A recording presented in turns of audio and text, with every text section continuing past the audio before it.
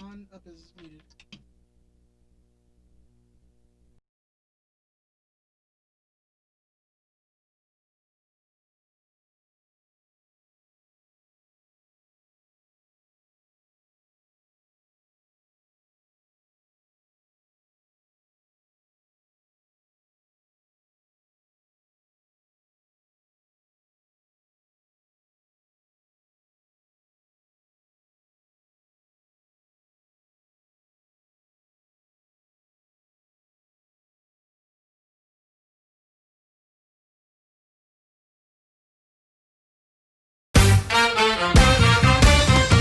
This is the Riot Squadcast, a supporter-driven show dedicated to LA Galaxy news, information, and opinions.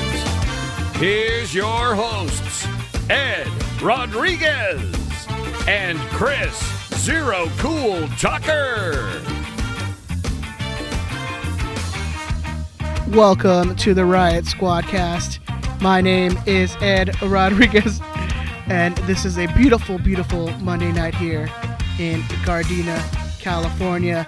If you are watching us live on youtube.com/Riot Squadcast, or if you're watching the feeds on Twitter and hopefully Facebook, Benjamin, we'll see, maybe we'll see. You will see that no, we are not joined by Chris Zero Cool Tucker tonight.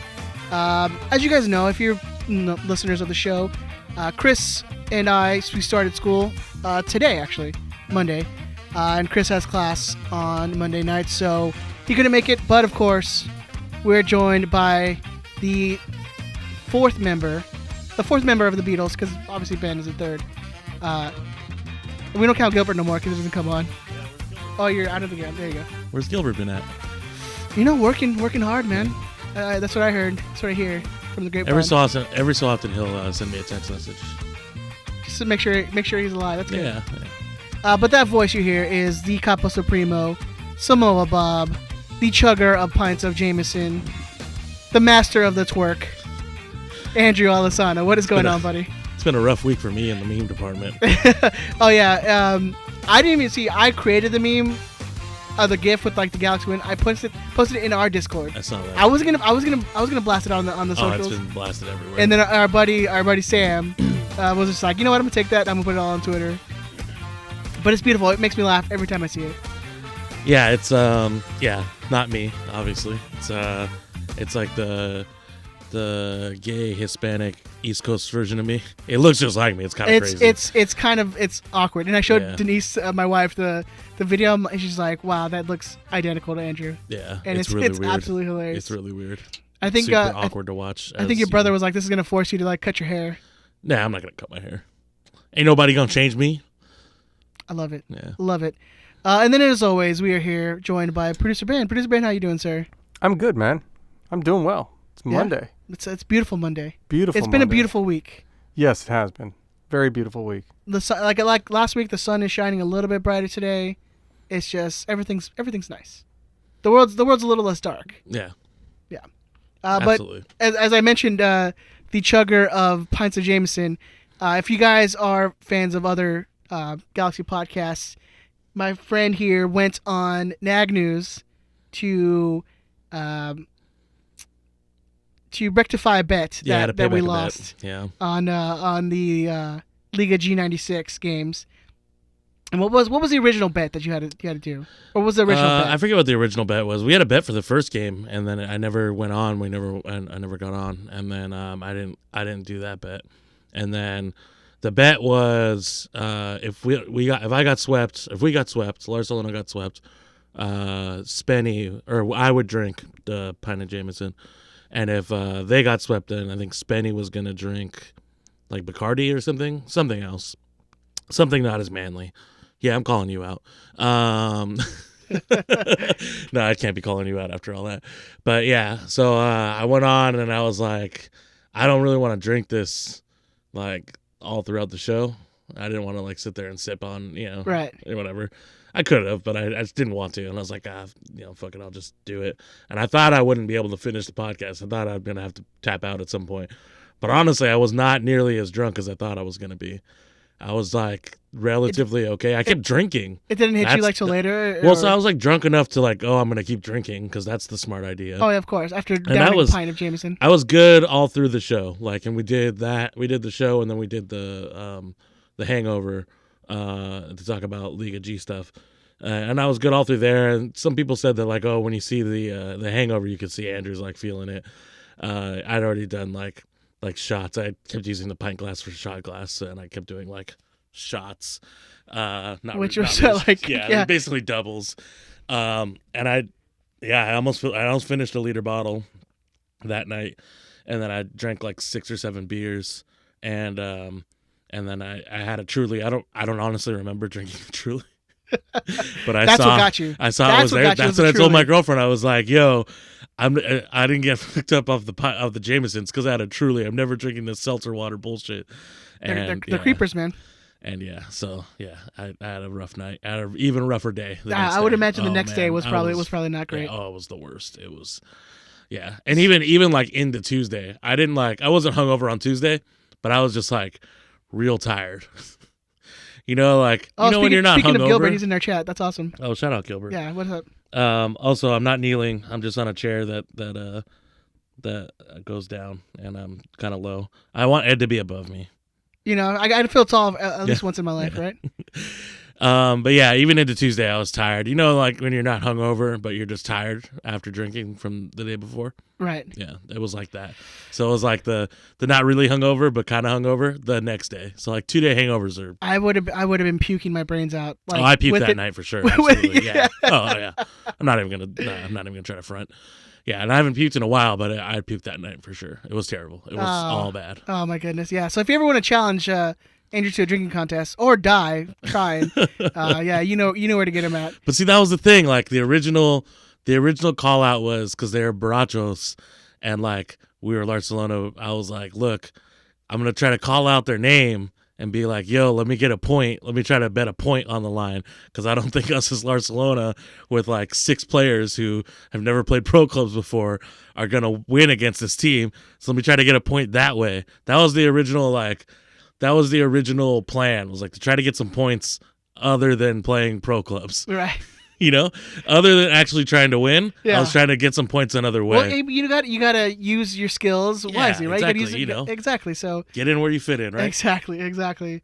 But yeah, don't chug pints of Jameson. Don't be like Andrew. He's a professional. So don't do it. You will die. Yeah, it's not recommended. I don't recommend it to anyone. No, but also if you did see this weekend's game, it was at home, which was nice to see. The Dignity Health Sports Park again. It was. Made me miss it real bad. Like real bad. Yeah. But if you saw Andrew and you saw the 138 banners, you saw the V Block banners, awesome, amazing stuff, guys. Great job. I don't know if you want to talk about that a little bit. I'll do like the process behind that. Yeah. I mean, we just did. We had a small group that made banners. And hold on. Oh, we have Lars news? I mean, sort of. Kind of quality. Do we ever play the drop in long enough that, hey, we'll take play it. the drop. I do actually miss this jingle. It's nice to hear it. It's what, it's like whenever I call or do another show or do like Straight from the Stands, that's what they always say. Oh, really? We're talking about Bob. Oh, Lars news. Oh. They do it like a live version? No, they do what's that movie? Rock on, party on, excellent. Whatever. I can't get Bill and Ted. I couldn't get Bill and Ted out of my head, and I was like, whatever. Anyways, so we had like a small group, like 5-6 people, help out make banners, for this last weekend, and then we had other people that made banners on their own. Anybody can make a banner if you want to make a banner. I've been trying to get people to make banners on their own forever. If you have any questions, just hit me up. I can help you out. But if you want to make a banner, just come through. I believe we have to have them in on Friday for the LAFC game if we're going to have more banners for that game. Okay. We are definitely going to have more banners for that game. We have some spicy ones coming up too. So if they can hit you up anywhere? Yeah, just hit me up on my friend on Twitter, Samoa Bob. Mm-hmm. And I guess Instagram too. Yeah, and if you have any questions on how to make one or how to do it, I can help you out. But And then also like the guidelines, because I know people are gonna want to. yeah, especially you can't for have an like LAC swear game. words. I mean, I can't even promise that you'll get it up because we gave the Galaxy all the banners that we had, and they didn't put like 4 or 5 of them up, and I'm not entirely sure why. Well, but hopefully you can make them make sure they get put up, because you probably go to the stadium this time and do it. Yeah, they didn't let us put them up, like us personally go and put them up. We had the Galaxy do it, but then we saw that there was other people that were in the stadium putting theirs up on the other end. So I'm not entirely sure why Andrew, just bully them into what letting the you process do is. I will, but I didn't know. it. I mean, we're anti-bullying, obviously, of course. Yeah, But it's small. You can bully him. Yeah, but so yeah, if you want to make a banner come through, let me know. I can help you. I can tell you what you need and how to do it. You can go to a place that sells material, or you can use bed sheets. Bed sheets. It's the easiest. It's what we did all the time. We use bed sheets. But yeah, I can help you figure out how to do that. Again, I can't promise that they're going to put it up, or I'll try my best to put it up this time. Shout out to the people that made the banners and we're helping out with that little group. Jose made 2. Jose and Did Jose make the Snoop Dogg one? No, that was Chris. Oh, Chris. Okay, that one was was dope, pretty dude. That was amazing. So yeah, there was a little group of like Chris and Sam and Mike. Even our Hall of Famer Fredo got his one up. Yeah, but he had another one they didn't put up. Really? So I don't know why. I'm not entirely sure why. But yeah, Fredo's put them up, and they kind of put them up weird. But whatever, whatever. It's a test run. We'll figure it out. But yeah, I mean, obviously, if you guys want to get a little creative and get your stuff out there, you don't have to pay $50 to get your cutout on there. But Yeah. So because of COVID, we're not gonna have like a big painting party or a big like banner do it on party. your own. Try to do it on your own. If you have people that you are in contact with that are Galaxy fans that you see regularly and you feel comfortable with, by all means do that, with some friends or whatever. But yeah, we just kept it small because the person whose house we're using, they've had a couple COVID scares, having at work. They have had people at work that test positive, whatever. So he's just not risking it. Just be safe. And you're not. Yeah. We're not making giant tifo. Like it's no. So I wanted to, and I think it would have been easy to make. It just would have been in panels instead of having to sew it all together and then trace it. But yeah, I wanted to, but I don't think we'll get it done. We'll see. I've heard rumblings that there might be a big one for on the north end. Okay. So if they do that, I'll feel like, man, we kind of got to do something. I mean, we got to step our game up. You only have like 5 days to get it done. We'll see. Yeah, I mean, I don't know. That's what I'm saying. 'Cause I don't know if it'll be done for the LAFC game, but I've heard a rumor. I don't want to put any. Yeah, I don't know. I don't know if I want to put anyone on Front Street, or if I'm speaking out of turn or whatever. But I heard a rumor that they might have a big tifo. We'll see though. But yeah, if anyone has any questions, again, hit me up or hit up my friend Samoa Bob on Twitter. Yeah, thank you. Seriously, good job on all the banners. Everyone who got yeah, those done. shout out to all the people that made banners. Yeah, sure. that's amazing, dude. I mean, it was always, and if you've never done it before, it's go on I believe on the Twitter and Instagram, the LA Riot Squad. They posted a video. I mean, basically like showing you kind of how to do it, yeah, with projectors, vignettes, tracing. I mean, it's really not that hard. It really isn't. If you can trace an image off of a projector, I mean, it's really that easy. Yeah, I have 0 art skills, and I'm able to do it. I mean, most of us that have done it in the past have 0 art skills. Yeah, exactly. But moving on, let's talk some Galaxy news, guys. There's a lot to talk about going into this week. There was you guys should get a Galaxy news one, a Los Dos jingle. You know what? Yeah, Ben, maybe we'll get that on Fiverr, huh? Yeah, he just shrugged it off. He's not gonna do it. Like a mariachi Los Dos. No, that's copyrighted. Dude, how about I just get the music and we'll do like a little. I don't know what you've been. How about you get someone singing a cappella? No. You sing it a cappella and make him do the music. Yeah. It might get a little racist if Ben does it, but we'll let that go. He might throw in some ay's in there and like. I was thinking like a slower like a chente type song. We'll see. But if you guys are listening to us on live, we are on youtube.com/Riot Squadcast. make sure you're hitting that like button and sharing the video feed so more people can get their eyeballs and earballs on there. And then also subscribe, of course. Obviously, we want you to subscribe because, you can get the notifications when we go live. When we go live on Mondays. But before we get into Galaxy News, I actually want to bring up a little bit. Like I said earlier, Tucker and I are going back to school. Also, Ben's back in school as well. Housekeeping. We're more housekeeping? Housekeeping, yeah. More than Housekeeping. Housekeeping. We're more than likely going to be switching our recording days to Wednesday nights. I guess it did that already, though, right? Well, we were on Tuesdays forever. Yeah, but I mean, like recently, you guys had you had a string of Wednesday nights. I think more so because some stuff's come up, and then we obviously changed our schedule. But I'm doing classes on Tuesday nights now, so we're gonna be switching over to Wednesday nights. What class are you doing on Tuesday nights? Let the people decide if it's important enough. It's an accounting for class. You to keep. Okay. Yeah. But so we're switching to Wednesday nights starting next week, hopefully. But right now, because we're doing a little bit, it's been crazy schedule with MLS doing a game every 3 days. So we try to get at least a show before a game. So it's been a little crazy, obviously, with scheduling. We normally do Monday nights, obviously. But since there's a game every Wednesday and Sunday, we're going to try to do something on Mondays and then maybe try to get something out on a Thursday or Friday for you guys. But a little housekeeping, yes. Starting next week, we should be doing Wednesdays. We'll obviously post out on our socials and everything. Yeah, just follow the socials. We'll put it out. Yeah. Oh, I thought Ben was saying he was going to school for housekeeping. No, that'd be. I was super confused when he was talking about housekeeping. Oh, I was no. I was like, what? Oh, it's called hospitality, guys. Yeah. I mean, come on, give it its name, right? Jeez. I was like, do you need to go to school to be clean, dog? Put some respect on that name. But okay. You're in the military, dog. You know how to fold a bed. You know how to make a bed. Yeah, you know how to fold a bed, Ben?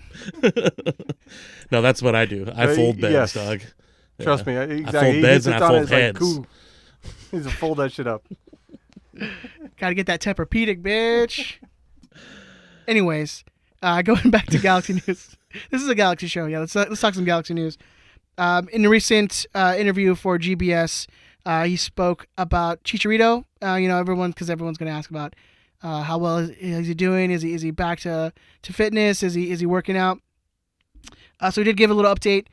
He won't be participating on Wednesday. He's still training by himself off the side in the gym.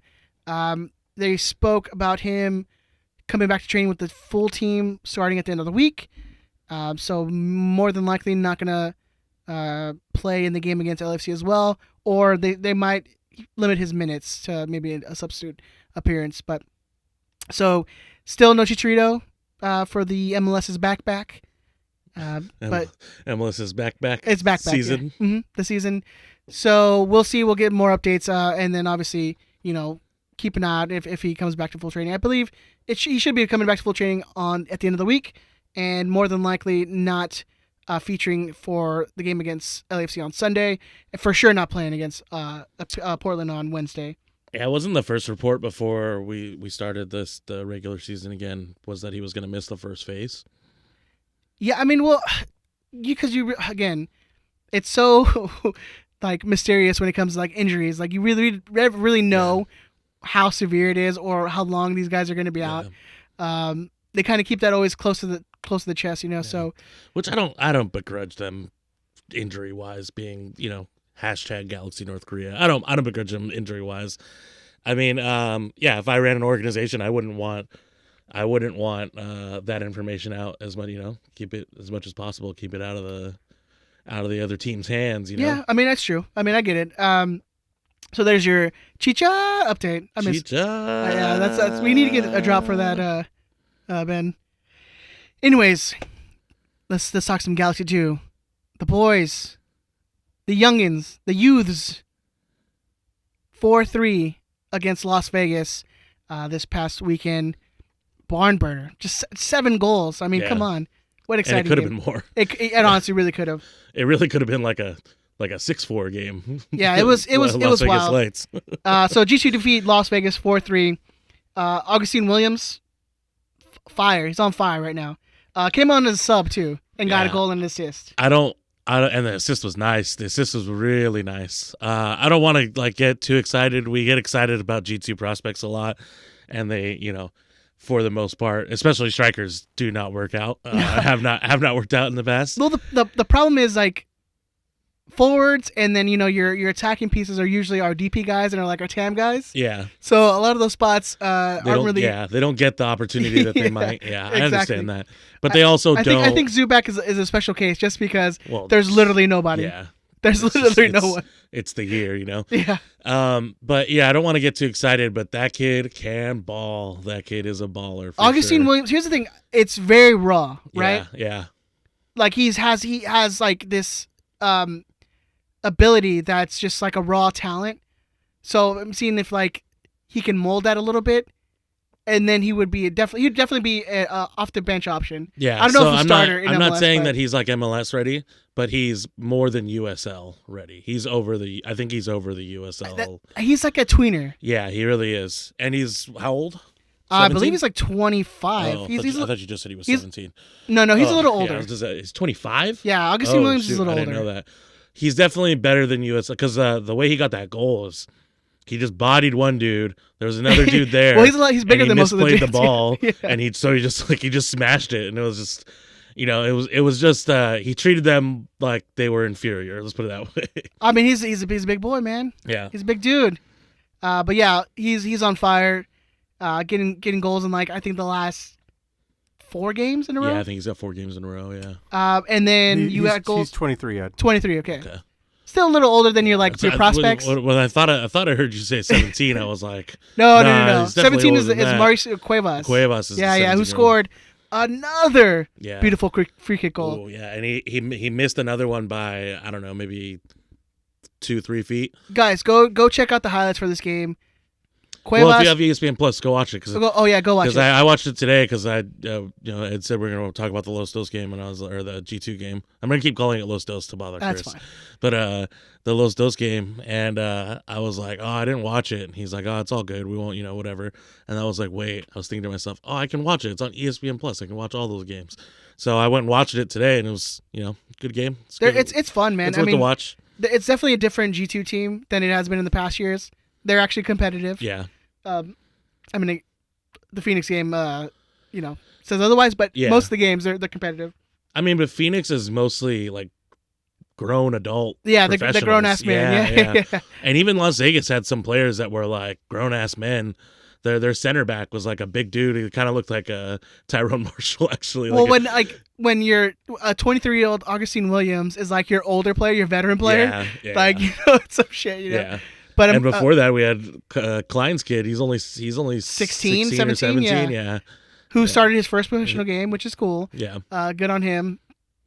He wasn't very good, but well, he was okay. But it's 6. I mean, yeah. Yeah, it's hard. He showed some fight. He got a couple fouls, and I was like, "What do you?" But go catch that Cuevas goal again. Another free kick. The kid looks like he's a specialist. He's a dead ball specialist. Yeah, and he actually has. He's got some grit and fight in him too. Cuevas, he goes hard into challenges, and he's that type. He's the type that we've seen from Araujo. He's got heart. And he plays hard, and you can tell that every minute's important to him. So I think you get that a lot from these. I think that's why it's a little bit different team than we've seen in the past. It's guys who are have talent, like are talented, and 2, there's a direction where these kids are going. Like there's actual development. And so you have these kids who are 17 and just like look like ballers out there, like absolute ballers out there. And it's good to see, man. And finally seeing like, hey, this is the path you can make to the first team, right? So that's why you have all these guys like Kurniak, you have Depew, you have guys like Zubak, you have guys like Steres. These guys who have made it through the G2 system and have made it to the first team. And these guys are young. These guys are way younger than all those guys. It could have been Sorto. Maybe we'll see. I don't know. Wasn't Sorto the one that left like right before all our right backs went out? Or no, that was wasn't it? No, it was Sorto. It was Sorto. He left like in the off season, and then in the next year, like we had no right backs, and he could have been starting for at least half a season on the Galaxy squad, the main Galaxy squad. We see where his career went, so that's fine. I think it's fine. But it was a good game in spurts. They played really, really pretty. Yeah, it wasn't the whole game, and they were chasing a lot of the game. But in spurts when they were connecting passes and They switch the ball a lot on that team, which is kind of, I think it kind of catches USL teams off guard to switch, because they switch the ball all the time. Just seeing them play like that, if they can put it together, it would be very interesting to see if they develop that type of play, because it's short, quick passes that they do, and if they can develop that kind of play to get up into the first team, it'd be very interesting to see if we could play like that on the first team, because we don't play like that on the first team. No, I mean, but you see a lot of the characteristics. Like you see, like we've in the recent 2 games, it's been a lot of high pressure. You see the guys just hustle their ass off. Yeah. Like that's really a characteristic of like the development of the 2 teams. It's like you see them trying to get the first of the ball every time, hard on the tackle, like grit. Like that's been like the Galaxy organization the last 2 weeks, 3 weeks of like the coming back of after the COVID stuff. Well, Joe Tutino talked about it on the broadcast that because there's such a truncated schedule for USL, it's insane. That they have to make a lot of changes. Yeah, that's why literally Augustine Williams it's like came 4 off the games. bench. There's a game every 4 days until like October. So to play like that over that kind of schedule is kind of nuts. But if they can keep it going, yeah, I mean, it's gonna be. I mean, they're young. They should be able to bounce back a little quicker than some of the older guys on the first team. But still, I mean, it's a pretty insane schedule. Like it's literally 4 games every week until like October. It's insane. But please go check it out. I mean, it's a game worth watching. Yeah. It's a definitely game worth watching. I mean, 7 goals. I mean, what more can you ask for? But then I also heard that the OC game was worth watching too, and that was like a good. I mean, it's USL's been fun to watch, man, and we've been, me and Tucker have been advocating going and watch the D2s for a long time, especially going live. It's a lot. And you know what? Fun. If you watched MLS like 10 years ago, even like more than that, you can watch USL. It's not that much different. No, and it's fun. And you know what? I think one of the benefits is you learn these guys and you learn about them and you see them before they're called up or it's nice. It's good. It's good to have. Get your man crush in early. Get that in early, man. With Chris, it's like 4 or 5 a year. The earlier the better. The younger the better. Well, I mean, we'll skip over that. But yeah, you had a 5th minute goal from Cuevas, 53rd minute goal from Augustine Williams, 62nd minute goal from Ivan Gutierrez, and then a 74th minute game winner from I think it's Jorge Hernandez who got the game winner. The next match is going to be September 2nd, which is Wednesday, at Orange County, and the kickoff is 7:00. So we might have to be double screening some of these, some of the Galaxy and Galaxy 2 games if you want to be watching it, or go back again ESPN Plus. It's ESPN Plus, you can watch. Yeah, I don't know if they'll have the. I don't think ESPN Plus has the replays of MLS games. No. I mean some of them, but they do for the USL. I just went and looked. They well, USL is strictly ESPN Plus. Yeah. So, watch the first team on Wednesday, and then watch the second team on a replay on Thursday. Yeah, why not? It really is fun. You guys should check them out, especially like the youth players in the development, man. It's a lot of fun. Yeah, when they get going and it looks nice, it's really nice to watch. Like it's not all the time. I'm not gonna tell you it's 90 minutes of that, but it's like 25 minutes of just really nice, free flowing, quick pass. It's nice. Like go look at that. Go look at the last goal. It's Augustine Williams, or is it the last goal? Or just second. Augustine Williams scored the second goal. No, the assist that he got. Was it the last goal? Oh yeah. The assist is like beautiful. It is a beautiful assist, and everybody thought that he was gonna. If you look at it and know the kind of player that he is, you think he's gonna shot. Everyone on Las Vegas think he was gonna take a shot, but he just put it back and just a trailing run. It was beautiful. You know what? I think the best part of the Galaxy 2 win was.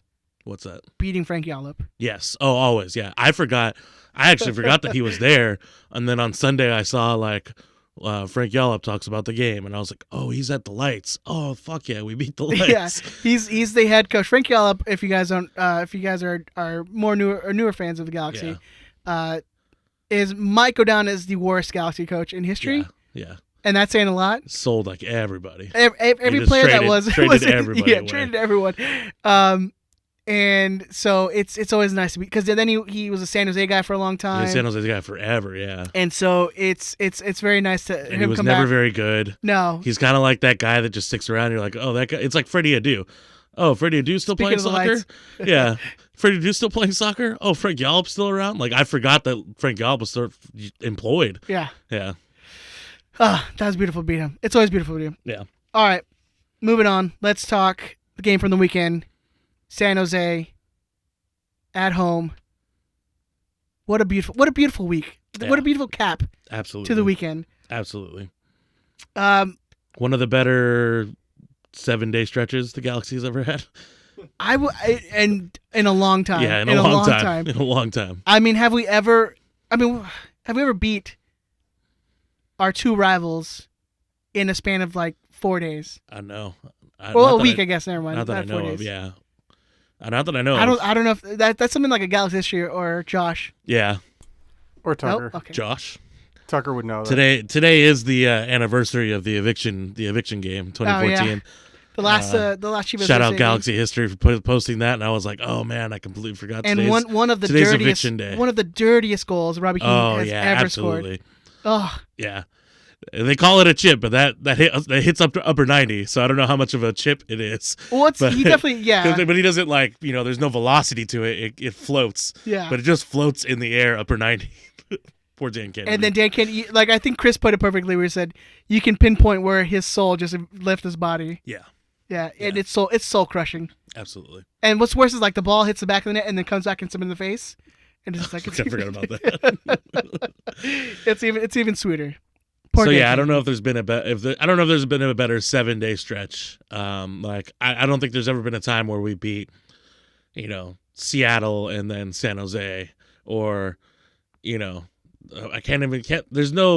really no other equivalent rivalry because Chivas was never really our rival, and so I guess Seattle would be our biggest rival outside of San Jose before LAFC. Yeah, I mean, I think I would say so because So of the we've- whole 4-0 game. We've probably never beaten Seattle and then San Jose in a week. Someone's gonna say it in the chat if we have, but Yeah, but our friend Bixby is saying that or giving us the stat that we hadn't beaten San Jose since 2008. May of 2018. Sorry, 2018. Yeah. Sorry, that's a long time. Yeah. No, May of 2018. Sorry. Yeah, that's fair. Now So that I think about it, it's been a minute. Been a while, man. Yeah. Been a while. Yeah. It's sweet, dude. 3-2. It's- Oh, Yeah. that's amazing. Yeah. I mean, we'll get to it. Let's hear. Give us. We like to do ups and downs. Yeah, Give of us an up, course. give us a down. My up. I'll go first. I'll give you guys a little chance. Julian Araujo, man, putting it. I'll go first. Give you guys an opportunity. I'll take the easiest one. I'll take these. Hey, baby, softball. Just pitch. I'll just lob it up there for you. I mean, the kid is showing why he deserves to be on that field, and it's going to be interesting when Yanni Gonzalez makes the team, and the decision that GBS has to make if he's going to stick with Rolf as the right back or move Julian back. It doesn't seem like. I'm not a GBS out guy, but if he sticks with Rolf, I'm gonna say GBS out. If he sticks with Rolf over 2 games and Julian Araujo comes off the bench, I'm a GBS out guy. Yeah, I would. It would make me. It seems like such an easy decision to make, right? Oh, Like, I mean, we're not gonna go into downs, but Well, no, just a counterpoint to that, though. I mean, Araujo has so much more flexibility if you are bringing him in off the bench. oh no, that's no, what no. I made the point that he would be an amazing bench option, Oh yeah, but you can't have the liability that is Rolf Felcher out there, and with the unknown defensive ability of Yanni Gonzalez. Like, we don't know if he's going to track back and help defensively. We know Julian is like that wing back guy. Like, he's the guy that GBS likes. He likes his right backs to move up and down and get in the offense, which offensively Julian his crosses have been so much better. Rolf cannot cross the ball in. Rolf cannot defend. yeah. So what is He gets caught out of position all the time. Like whatever. I'll go to the downs after. We'll go to another up. We can pick whatever you want, baby. I'll go another up because I don't want to be negative because you're trying to keep positive. We're Right? going to drop the easy one too. Of the negative when we're Tucker's talking. on the positive vibes. I'm in his chair today. I'll keep on positive. Are you vibes. feeling the vibes? I'm feeling the positive vibes. You Good- contacting those Good those vibes positive only, vibes? baby. Oh, you got to twerk, man. That's what you got to Anyways, do. I don't twerk. That's not me. That's what I saw in the video. That's not me. I can't twerk. I don't know how to do that. I don't have that much ass either. So, whatever. Anyways. Anyways. I hope someone clips that video and like does and makes a gif of you doing this now. Yeah, let's do this. Let's do this GIF. Galaxy win. So we'll make a GIF right now. I got you. Anyways, my up would be Sebastian Lletget. You know, people ask, you know, how I can argue with that one. how I know you can. How could you give? You know, people were mad. Like, how could you give man of the match to Sebastian when Pavone was obviously, you know, Pavone was putting in like 75% of the work on the offensive end. But let's be fair, it was Tommy Thompson that he was going up against. Okay, Like, I mean, all right, that's fair. no, I'm talking about Pavone. Like, my dude yeah. was going against Tommy Thompson. Like, Oh yeah, you're right. Yeah, and burned him. I mean, burned him constantly. Obviously, constantly was eating his but lunch. it's Tommy Thompson. Like, like Yeah. what the fuck? Like, But, you know, Lletget with a goal and an assist, even though the goal was, you know, maybe off someone else. But it was probably an own goal, right? After watching it like 16 times someone now, I says think that it's probably more an- likely Salinas' own goal, It's probably an which own would goal. be way better. Yeah, absolutely. Because But- Salinas, well, no. that dude sucks. But, you know, someone asked, like, oh, how could you give man of the match to Lletget over Pavone? Because Lletget needs this. He needs the confidence boost. He may not have had the greatest of games, but he got an assist and a goal. And I go up because he got an assist and a goal. I think- and I don't care how he got it. He needs the confidence. I think the theme has been to keep shitting on him because it seems like it's working. That the negative reinforcement is making him play better. I mean, I don't know how much of it he sees. I know. He blocks comments on Instagram now, so Oh, okay. I mean, yeah, not like since the bubble. Basically, he had a couple posts, I guess, on Instagram that he blocked the comments on. But it's like, So. but I love that. That's been like the that has been like what people have been suggesting is that keep the negative comments going because that's what's making him play better. But I'm like, dude, the last 3 years we've been nothing but negative towards that guy. just bully we've Lletget. been bullying him so hard for the last 3 into years. being a world star, Yeah, exactly. a world superstar. His girl stuck up for him this weekend, though. Did you see? Yeah. Well, someone some tweeted, tweets. "Oh, all the Lletget haters have gone real quiet," and then she like retweeted him like, "Louder in the back," kind of thing, you know, louder for the people in the back. It's like, calm Did down. you We're see too my old. tweet? We're too old. Huh? for all that. I tweet. I mean, you know, trust the process. Fucking got that. You know, the game winner, but he was like Andrew said. He was by far not the best player of the game. No, absolutely. But like, if you get a goal and an assist and you beat San Jose, I'm gonna give it. I'm gonna give it to you. I'm gonna give it to you. Well, I mean, yeah. If you need it, like if you need it. Look, he had an okay game against LAFC, and they gave him the TV presenters gave him the man of the match for some reason. Yeah. Even though Julian Raja had 2 assists, but okay. Yeah, and Julian Rajo was all over the field in that game. And then against San Jose, he had. I mean, honestly, He had I think he had a better game against San Jose than he did against LAFC. I would he say was the more opposite. apparent. He was more apparent. He was more there. He was more in the offense. I would say. I mean, honestly, I thought he had a better game against LAFC than San Jose, but it's legit. I mean, I'm glad he's getting goals. It's got to come from Yeah, somewhere. positive vibes, bro. Positive. He's an I'm up. glad he's doing Yeah. it. Sebastian fuck Lletget that. up. Who's your up? My up. Yeah. GBS actually making substitutions. Uh. Actually using the bench. You know. I mean, he's got 5. yeah, but He used And then 3. like he Hey, used dude. 3, and the 2 of them were like the Dude, last minute come of the on. game. yeah, But okay. exactly. he used some exactly. subs. You know, this is the first time I think he's used more than one. You know, we used to get on Forever. Bruce for that, but Bruce, Oh, but Bruce had results. Bruce gave results. Exactly. It was Bruce you always know, had the most like. You could scout Bruce's subs from the beginning of the year. You always know what they're gonna be. You know, if you're playing him if you see what he's doing in March, April, you know what he's gonna do in September, October. He's gonna do the same thing. So yeah, I mean, we used to get on Bruce for doing that too, but now you got 5, and you're only using. What did he use? 2 He in used- LAFC, Yeah. and then 3 No, in San it Jose. was 4. It was 4 But I against mean, San Jose. basically, he just used 2. Yeah, he used because- the last 2. But yeah. Cuello and then Kruniak, who made his MLS debut. Kruniak, sorry. These people, Koreniak. whatever. I mean, they both got like 2 minutes Yeah. at the end of the game. Yeah. So, Anyways, but Yeah. okay, all right. That's a pretty weak. Up. Hey man. I was happy we won 3-2 ish. I was like Ed tweeted out, did you tweet it out or was that just in the Discord? Were you talked about me wanting the 2-2 draw. Oh, just in our Discord, yeah. Okay, yeah. Because it was 2-2, and that's what Ben's Ben's result all mad that we won. Huh? Yeah, Ben's all mad that we won because That's what I'm I saying. want all 3 points. That's what I posted. And then I'm like, nah, fuck San Jose. I posted. I'm like, fuck that. I'm like, Ben's evil and wants his 2-2 draw because he wants his points. Yes, exactly. And I thought about that, and then fucking trust the process gets that goal, and I'm like, all right, fuck San Jose, we'll take it. I mean, look, it wasn't the prettiest of games. No, it wasn't. It wasn't a convincing win either. No. It wasn't the LAFC game. Probably shouldn't have won. We probably should have gotten out of there with a tie. Yeah, but we got that weird goal. It was that that first 15 minutes that was you were like, oh man, it's not good. They obviously got the goal, and but after that 15 minutes, that first half, I mean the Galaxy were pretty much dominating in this game. I mean it wasn't pretty, that San Jose team, they have their man marking system, and you saw guys who were just gassed. Like I saw hands on knees in like 30 minutes. But GBS is playing a higher pressure system. Like you seen Zubak, I mean, was running like his head, like a chicken with his head cut off. Like dude was running nonstop for like the entire game, which is, I mean, it's good to see him. And he was actually, I liked him a lot better in this game than I did against LAFC. It's hard to keep that pressure for the entire game, especially the guys who, you saw they were gassed, man. You saw their gas, and that's why I argue with your substitution thing. I mean, yeah, I don't know, man. Yeah, I'm with you on that.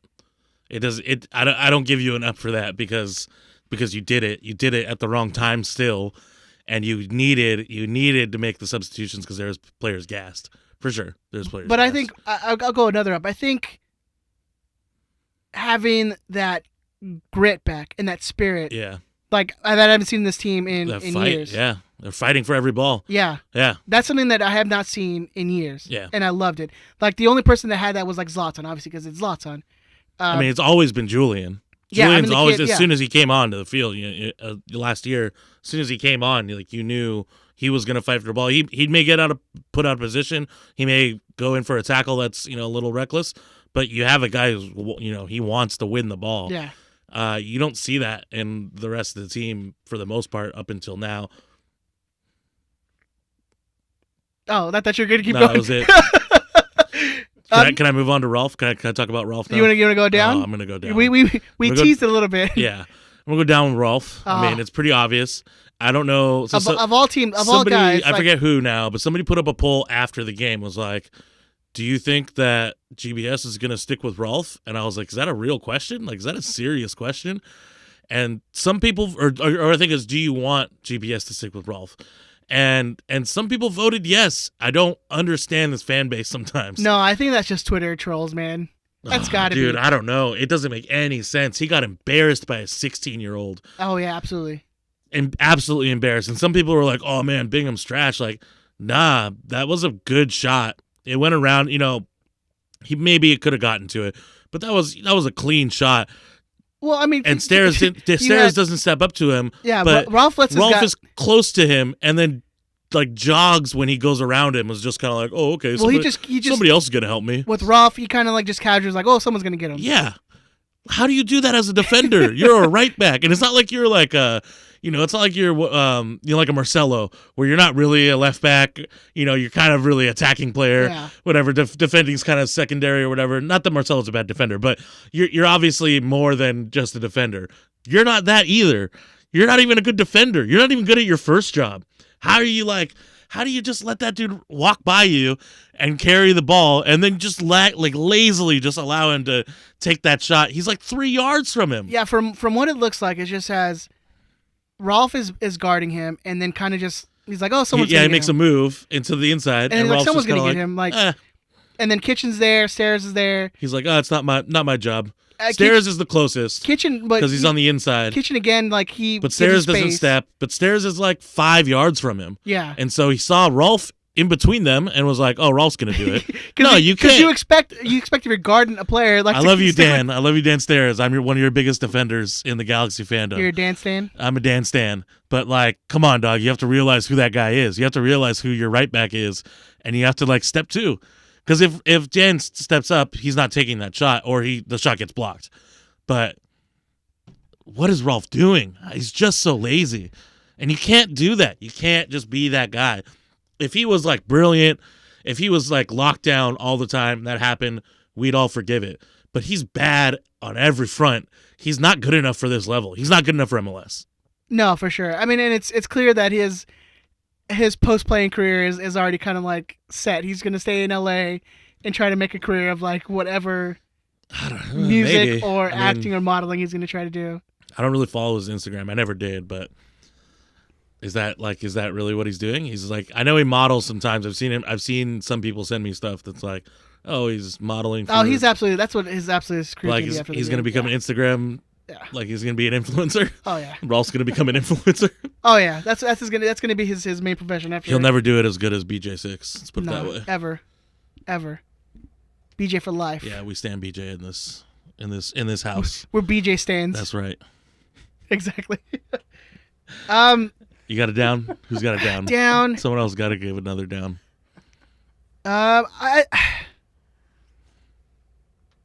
I mean, I would give a down just to giving up those goals pretty easily. Yeah. And early. Yeah, that first one was That first one was just like bad, just real bad. Yeah. You give so much time and space, and then just to have a ball crossed through your box to nobody, and it's just like, dude, who's all the way across. No one's picking up the defender. Yeah. Total lack of focus at the beginning of the game. Yeah. That first 15 minutes, like I said, it was just the guys weren't into it. Who knows? I mean, just yeah. For as much credit as you have to give them for coming back twice and eventually getting the winner, I mean, the fact that they went down so early and the complete lack of focus early in the game. I mean, and that's been an MO on us for a long time now. Yeah. Being able to like not getting into the game right away. The first 15 or the last 15? Last 15. Yeah, exactly. Travis has a good point. A down for Spectrum and not being able to show or find the goddamn game out of all the channels. Yeah, it's pretty. What the fuck is an overflow channel? What is that? What is that? Well, I mean, ESPN. You find it where it's like if it's going to be on ESPN and like a game goes too long, like we'll have it on ESPN Classic or whatever. Classic. Yeah. Nope. But even their overflow is like no one could find it. Because no one had it. No one had it. No one had it. It was probably like DirecTV, maybe. That's about it. I had a Spectrum login, and I was looking for it. Couldn't find it. I was like, okay, this is dumb. It's like they're just putting that out there. They don't really have it. They're just like, hey, we're just going to put it out there that we have an overflow channel. And I think the game will be there. People look Tucker for it. made the point where he's like, I cannot wait until this TV contract is done. 2022, yeah. Which it seems so far away. Seems so long. I mean, if you had told me in January that 2022, I'm like, oh, that's not that crazy. But we're 9 months into 2020, and like it feels like 10 years away. For real. Yeah, I mean that's incredible, man. I mean, I don't even have Spectrum, so I'm watching the streams illegally, if you want to say. Whatever. I mean, I figured out a shout out to Chris. VPN and ESPN VPN, Plus. ESPN Plus. It took a little while because I kept doing it in the U.S., but apparently it kept putting me in California, and I didn't realize it until I looked, and I was like USCA. I'm like, oh, okay. So I just did Canada. And I watched on ESPN, but I had to watch the fucking San Jose broadcast, and it is. Oh yeah. Actually, I'm gonna go with an up. I'll go with an up and a down. For Joe Totino. I'm gonna go with an up with our broadcasting team because of how good they are. Listening to Joe Totino do the G2 game earlier today, and having to listen to the San Jose broadcast from Saturday night. It's night and day. Oh no, that's night and day. Joe Totino could admit that we were getting dominated by Las Vegas Lights. We didn't create chances. He's professional. I mean, he may have a little bias. Any local broadcast is going to be a little biased. Yeah, but Joe's one of the best in the business. But San Jose is so bad. They don't even have good voices for broadcasting. They sound terrible. It sounds awful, and it was honestly the best feed I can find, and I still wouldn't watch it. Oh my God, it was so bad. They were like, oh, that didn't look like a handball. That looked like it hit the shoulder joint. The shoulder joint? What the fuck? How do you hit the shoulder joint? How is that possible? How do you hit a shoulder joint? How is that possible? Where is the shoulder joint? Dude, it's so bad. Oh man, and they were just nonstop like, oh dude, it was bad. It was bad. And it really seemed like they did not watch soccer outside of San Jose Earthquakes, which is a sad existence in life. The one guy's probably like a minor league baseball announcer, and then they were like, we need someone who has a British or Yeah, we need a British international guy voice. to give us relevancy, Exactly. and credibility. So they just got some random British guy who lived in like Stockton. Palo Alto. Yeah. No, there's no British people that live in Stockton. Come on. Come on, dude.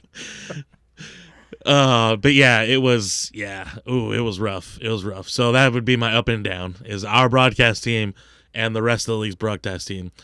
I remember having to listen to Portland one year. Maybe it was last year. I had to listen to Portland's broadcast one year, and it wasn't as bad as San Jose's, but it was pretty bad. Well, I love and that's what I love about Joe is he obviously every home announcer is going to be a little homer, know. Yeah. But Joe is honestly from what I've heard over the many years of watching this game, he is honestly like he calls it as down the middle as he can. He's got a unique voice too. He doesn't try to be anything other than himself. He calls it down the middle.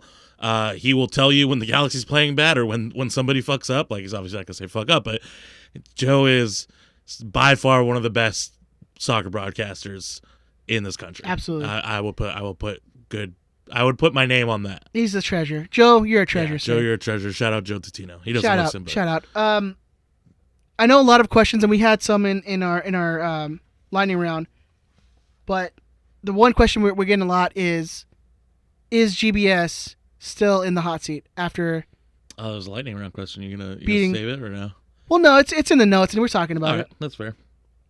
But is GBS in the hot seat after back-to-back wins against rivals? He's in the uncomfortable, warm seat.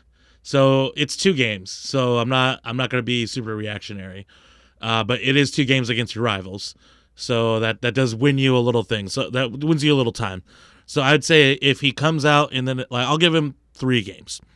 In the next 3 games, if we come out flat and we play like shit and there's no fight or anything like that, then I'd be like, yes, back in the hot seat immediately. If we play like we have been and even we still lose or we drop points, I'm going to give it a pass. Yeah, I'm not so much on the he needs to go. I've definitely pulled that back a little bit. Yeah. Just because what I've seen him actually making tactical substitutions. Yeah. Taking out Rolf. Hey, yelling at the ref. Do you see that? Yeah. He was actually up and not sitting legs crossed and With his head in his hands. hand in his mouth. Yeah. No, actually seeing tactical substitutions, actually seeing the team give a shit. Like Taking Rolf out was huge. That's it was amazing. It was huge. Yeah, obviously. I'm not a GBS out guy, but if Rolf keeps playing over Araujo, I'm going to be a GBS out guy. Yeah. But you're seeing things like where finally the team is playing a certain way, playing a certain style, actually looking like a cohesive team in a unit rather than just, Christian Pavone and then 10 guys. Yeah. Speaking of Pavone, my dude, let's get the GoFundMe together. Let's get that money to pay for that dude because that dude is honestly amazing. Yeah. He's amazing. There was a report that came out right before we came that they want him back in January. Boca wants him back in January. Well, they're probably going to get him back. But yeah. That's fine. That's all fine. I'm sad about it, but so what is the team doing differently now than they were doing in the MLS back tournament? Like we touched on it, man. The bite. The team has bite now. Yeah. They look like they're actually playing. Yeah, this team hasn't had balls in like 2 years. Is it really come down to like how it was mentioned that this is like going to be MLS's back would be like a preseason tournament? Kind of. For the Galaxy. So it kind of goes both ways. People argue about people get in this kind of circular argument all the time. And it's, well, the players aren't performing. Well, that's the manager's job. The manager should get the fire the team up. Like, whose fault is it on? And I think we've come to the conclusion that both GBS and the players did not give a fuck about the MLS's back tournament. No. Like it's obvious to us now, a week or so into this, a little MLS's over a week. Back. Now the MLS's back season, that they just didn't give a fuck about it. Players and GBS they just didn't give a fuck about that tournament. I mean, it seems like a completely different team from. It absolutely is. Yeah, from losing 6-2 to beating your rivals 2-0 within, I don't know, how long was it? It was honestly, it was 3 like 2 weeks. weeks. Yeah, it was like 2 weeks. 3 weeks. It's obviously, and it's the same team. It's not like we changed anything. It's obviously there was something else going on, and And maybe it's the bubble. They're talking about how NBA players are getting bubble fatigue. Mm-hmm. And I can see that. Maybe some of the players didn't really like the bubble. It's got to be a shock to the system, right? Like you're at home, like you can go and be with your family and your loved ones, and then all of a sudden you're. And our bubble is not nearly as long as the NBA's is. Well, it's the NBA, playoff teams, but yeah, it's it's obvious that there is a big difference. There is a big difference between this team playing here and the team playing in the bubble. I mean, you even see guys like, and I'm want to highlight him a little bit. Efrain, man, he came on for like 28 minutes and looked good. You see him trying to take on 6 guys. Oh, amazing! I love it. It was beautiful. But I love it because he came on and was taking shots. Yeah. Was creating dangerous chances. Yeah. I mean, put some crosses. That's the Efrain that we're like, oh, this is what the kid's gonna be, right? Yeah. And I love because I've been down on him for a little bit. I'm like, oh man, he's not developing. I mean, it wasn't even getting minutes. I mean, it's hard to say he's not developing because he's not getting minutes. That's the problem. Like, yeah. And even GBS mentioned, in his press conference earlier in the week when he was talking about Efrain. He goes, Efrain has been training like a true professional for 3 weeks. We have spoken to him a lot. He is very talented, but if he does not train as he is, it will be difficult. Today, I'm very happy because he's working a lot and very hard looking for his opportunity.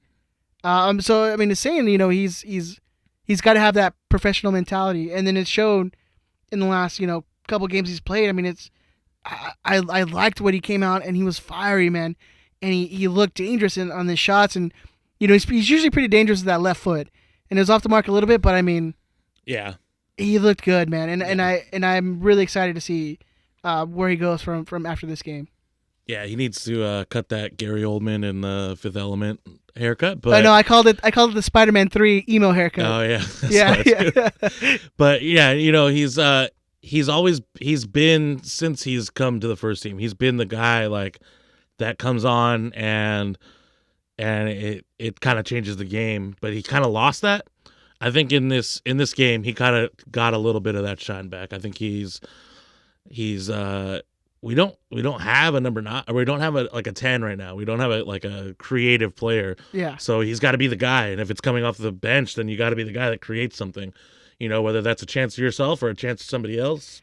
I mean, especially with these games coming, every 4 days, like there's going to be tired legs, and for him coming on in like the 70th minute, getting 20, 30 minutes, like you can do something, and his feet are great. I mean, he can control that ball. You saw he took on like 6 dudes. He tried to take on 6 dudes. Yeah. And the last two, he tried to split the defenders. Yeah. I mean, he almost got away with it. He almost got away with it. I mean, it's things like this. Like we don't have many players who do that. Yeah. Like Kitchen will take on players. I mean, it looks like Yanni, who's a guy who's speedy, not really a guy who's going to take on players that much. Doesn't do that, Yeah. But we don't really have that player who does that. Yeah. And for him to come on in the last 20 minutes when these guys have heavy legs, like it's going to be something that's crucial, and it'll be beneficial for him as well because he comes in, he has tons of energy, and he can dribble through 3 guys and get a shot off. Like it'll be beneficial for him as well, like to have that development. And I imagine there's not that much scouting on him. There probably is, but I imagine that they're not like, oh, when this guy comes on, you got to make sure you mark him. They're not going to have 2 guys on him. Yeah, yeah. But I mean, and it's a guy who he's taking shots from outside the box. We don't have that many people who do that. So he's bringing things that not a lot of people have on this team. So good for him. I hope it continues. Just taking shots in general is not something we have a lot on this team. We try to walk it in sometimes. Even Pavone, man, sometimes we're just like, yo, you beat your marker, you beat the second man. Like, stop trying to put it back in the middle of the box. Just shoot. I don't care what angle you're at. He's like, you know what? I'm gonna make Zubac a star. Yeah. Exactly. So he's like, I want to pass it into Zubac every time, and he's gonna get one. He'll get one eventually. Yeah. Gotta love it. Gotta love it. Who I know you mentioned Leggett as your man of the match. Ben, who was your man of the match? It's got to be Pavone. Yeah. And he's really, just in the MLS's back. I mean, he's good. As Pavone goes, is how the Galaxy are going to go. It's clear. I mean, who knows how Yanni's going to be, and maybe he gives us some sort of balance. But right now, the team's on Pavone's back. If Pavone falls, the team's going to suck. If he was on a team that had I wouldn't even say like a DP striker, I mean, we have a DB striker, but I'm saying someone that's playing that's a DB striker, maybe even like a TAM striker. If he was playing with like a Kai Kamara, the whole league would be talking about. I'm talking about like a guy who's not necessarily What about like a star. If he was playing with an Ola Kamara, everybody would be talking about Pavone right now. Yeah. The whole league would be talking about Pavone right now. Some people are. That price tag might for sure be the $20 million that's reported. Will Forbes kind of talks about it. He's like, I think Will Forbes has been like, if you're not watching Pavone, like he's clearly a step above like this league. He's clearly like the class of the left wing in MLS. Oh, he's gonna have Tommy Thompson's gonna have nightmares for months. But because Pavone fucking wrecked that dude the whole game. But because he's the one man offense, like he's not getting it done on his own. He's beating players. He's getting space every time. But he doesn't have the assists. He doesn't have the goals that he probably should have. But Zubac's also not gonna have that soccer IQ to get into those spots. You know. Yeah. Me and Hugo talked about that in the game. So Chicha, for all we want to say about him, he has that soccer IQ where he will get. He knows where to be. Especially if you play it on the ground, you're not trying to cross it into him 30 times in the game. If you play like the way Pavone plays, quick, get around his defender, cross it back into the box on the ground. Hernandez is going to get on those goals because he knows where to be. Yeah. And that's gonna when they both get into that system and get synced, that's where it's gonna be fun. Yeah, and imagine if you had someone running in behind Pavone, who knew what the hell. Well, that's supposed to be what a legit is, and Hey man, trust the process. Trust the process. Trust the process, baby. Yeah. But I wonder, and we'll talk about it a little bit in the preview game we're gonna talk about. But let's go into it. So Pavone for you. Yeah, clearly legit. Because he needs it. Because you want to give him that little. I mean, that's why I gave it to him. That's why he needs the confidence. For confidence. I definitely think those three guys. Oh well, for me, again, and we keep forgetting them because but Depew, man, Depew is hands down our best defender, and is a guy who got cut from the Montreal Impact 2 years ago as a forward. He was a forward. He was a forward. Yeah, that's amazing. Yeah, it's a breath of fresh air. To see someone like I haven't been that confident in a defender since like first year Omar. Because there was a time where he rushed in to go into a tackle and he didn't get it. Like the guy passed the ball before he got there, and you see him telling, I believe it was Steres, whoever was behind him, he was like cut in, like he's like, yo, go here, this guy, and it was like, oh my gosh. Oh, somebody who's organized. Somebody who's trying to organize and not just do their job. I love it. Oh, it's so beautiful. It's a beautiful thing to watch. Him and Steres have a great combination together. Yeah. There's a great pairing. As long as you keep people on the bench, we're not going to give up 4 goals in a game. We do stop Ralph, so that's why we still give 2 up. But whatever. Yeah. No, it's nice to watch. But I don't think Depew's getting. I mean, he's getting love, but I don't think he's getting enough credit, man. I mean, I don't know. I think he is. I think a lot of people see it. I think your smart LA Galaxy fans see it. Like I see a lot of love on Twitter and stuff. But that's my problem is you're never going to see like a Depew like, oh, he was man of the match. It's like he definitely has. It's definitely shouts that he should be man of the match because that dude is so good for us. So good for us. It's hard to give man of the match to a defender when we give up 2 goals, but I feel that. Yeah, and when they all came from Ralph's side, but whatever. We'll let that happen. Especially when his partner scores a goal. So. And they had chances too. San Jose had chances too. They very easily could have blown us out. But they're not that good. So no, they're not that good. Yeah, Sarah's scoring off his back. Yeah.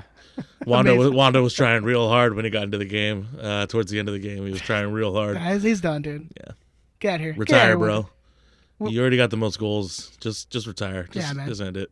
Get out of here. Get out of here, Wanda. Yeah, I know. It's not like why is he hanging around? It's not like he's I'm gonna play. We're gonna win a title. So I mean, they are so far from that. I mean, what's the point? Yeah, he should retire. Ben's like he should kill himself. Yeah. Your life's over, dude. At 0cool13. All right, moving on. We're going to Big Tony's email. There you have it. The G's are on a streak. Well, maybe. At least we picked up another win. And that's always nice to grab points against the Smurfs, the trashiest team and fan base in MLS.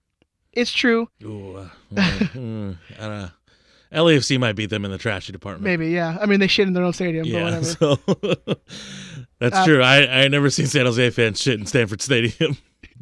I mean, the team maybe, and maybe Yeah. our team sometimes, but not the fans. It's true. They are even worse than Chivas USA. Difficult to do, but they practiced many years being the absolute pieces of shit.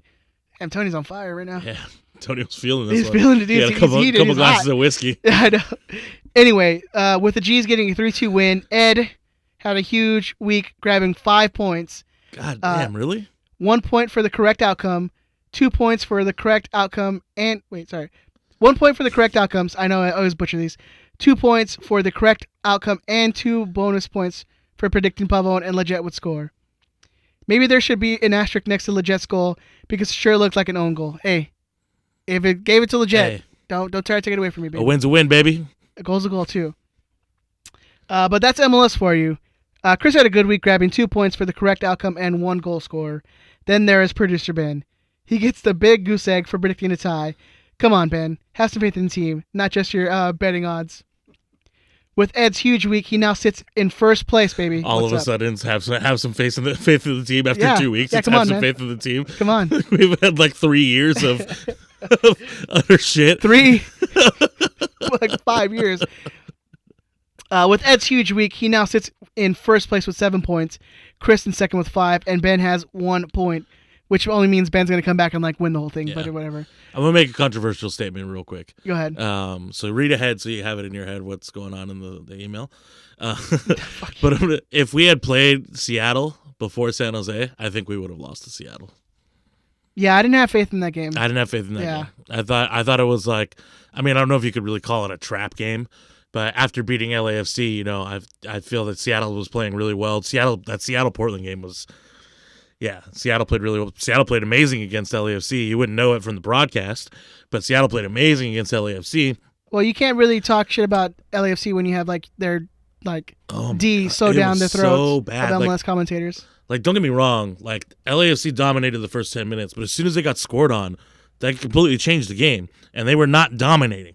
When you No, let dude, Jordan Morris Jordan score Morris- 2 goals Yeah. in like 7 seconds between them, like it's bad. Well, see, Yeah. even then, like even after they got the second and the third goal scored on them, the commentators were still bringing up like the record point holder, supporter shield Well, it's always- champions. it's always like- what? It's always like, I can't believe this happened to the Supporter Shield yeah, winners. it's crazy. This happened to the team with the most points ever, and it's like, shut The up. push dude. they get is absolutely nuts. Like I don't even know what to compare it to in wrestling terms, but someone that's been pushed. It was that your doesn't Roman Reigns, belong- man. Yeah, like I guess Roman Reigns or Ultimate Warrior, but people liked Ultimate Warrior. You know what I mean? Like who's someone that But didn't? he's a psychopath, homophobic asshole. Like But I mean, like at the time, people liked. Nobody knew that. People liked Ultimate Warrior, but whatever. Anyways, it's just crazy. But I thought, yeah, back to my original point is that had we played Seattle, I think we would have lost. But now that we had more time.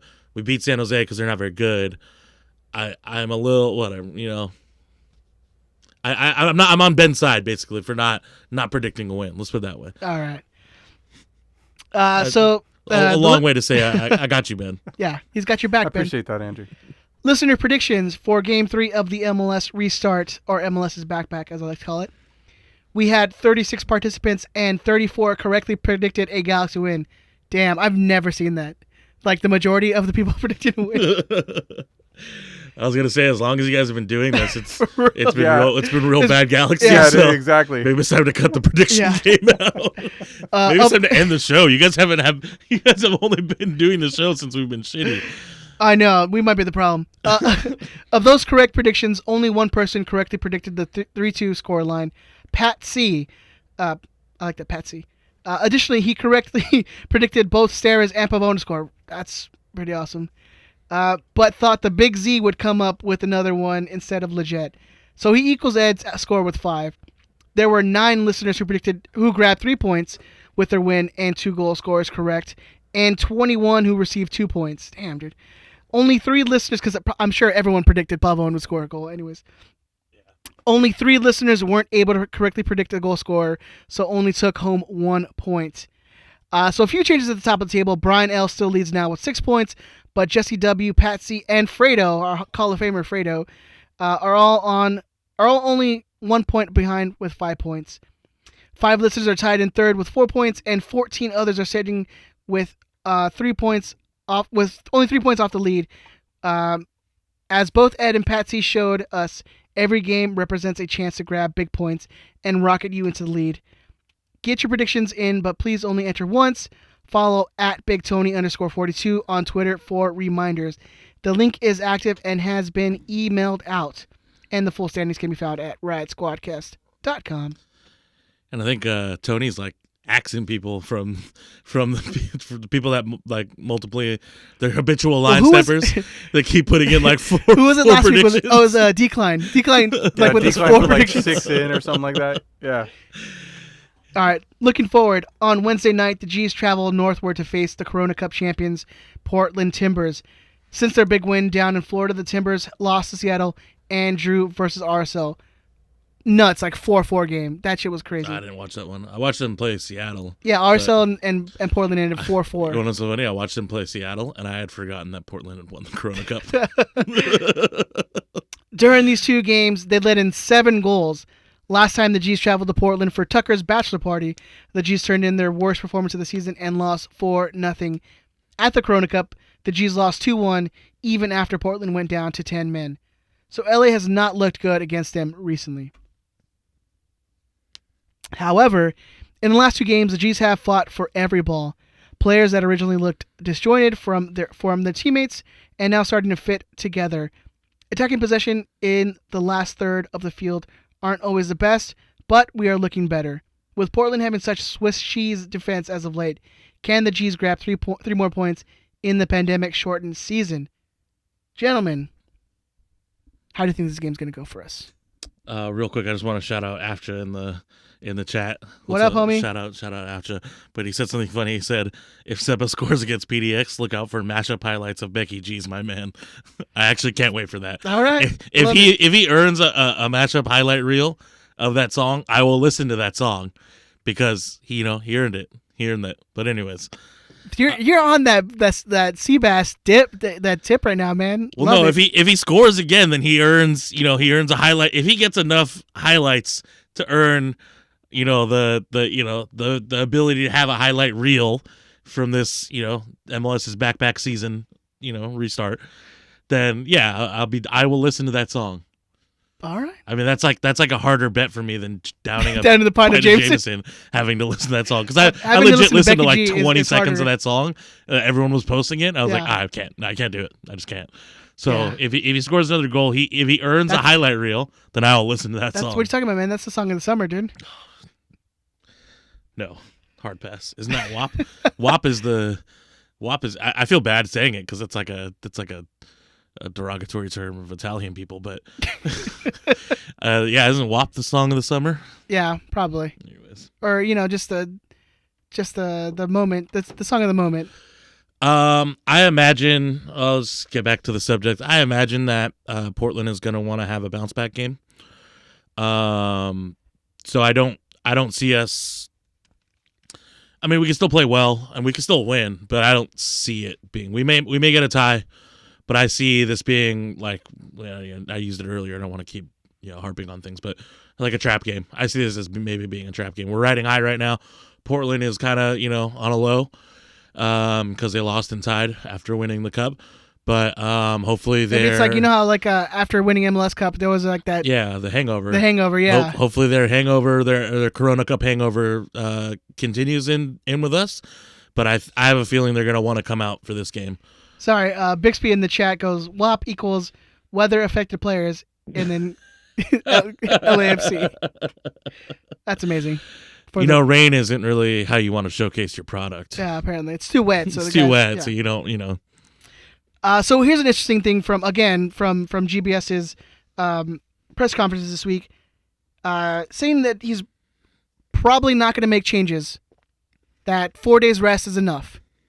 That mentally, if they're tired, then he'll think about switching it up. But he says 4 days is plenty of time to get enough rest and be ready for a game. Yeah, I mean, we've got a lot of younger players, so I could say like for them, they can handle it. But I don't know, man. It's kind of rough. He's a former player, so he can get away with saying that. But yeah, I don't know. Especially if we had already played Seattle. That would have been a lot of games. But I mean, if we don't rest players for this game, are we going to rest players for LAFC? I'd imagine you can. Like you would Yeah. instantly go back on that hot seat Yeah. if you like rested players against LAFC. So, But he could have Gonzalez for LAFC. I mean, That's I true. think, I dude. think this the Chicho's out. Chicha's out. Chicha is Chicha! out. Chicha. He's No, out for wouldn't you LAFC. rather have people in the Portland game rather than the LAFC game? Neither. Center Well, backs. yes. Center backs can play. If you had a choice, you had to make a choice. No, I meant Yanni Gonzalez. Yanni's still not in the country. There's no, he is in the country. He is in the Is he in country. the He's in the country, and his Yeah. visa's clear. Yeah. So, Oh, okay. So you should have him for LAFC. They said he's able to play against Portland, but he's probably not going to. At least that's what I saw. Is he? I didn't even think may, he traveled though. I didn't. he think may be traveled. able to play against Portland when he got in the country like Sunday or Saturday.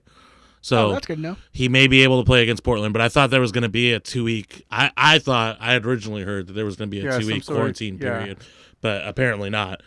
So he may not be able. He's probably not going to play against Portland. If he didn't travel, he didn't travel. But if he didn't travel, obviously he's not going to play.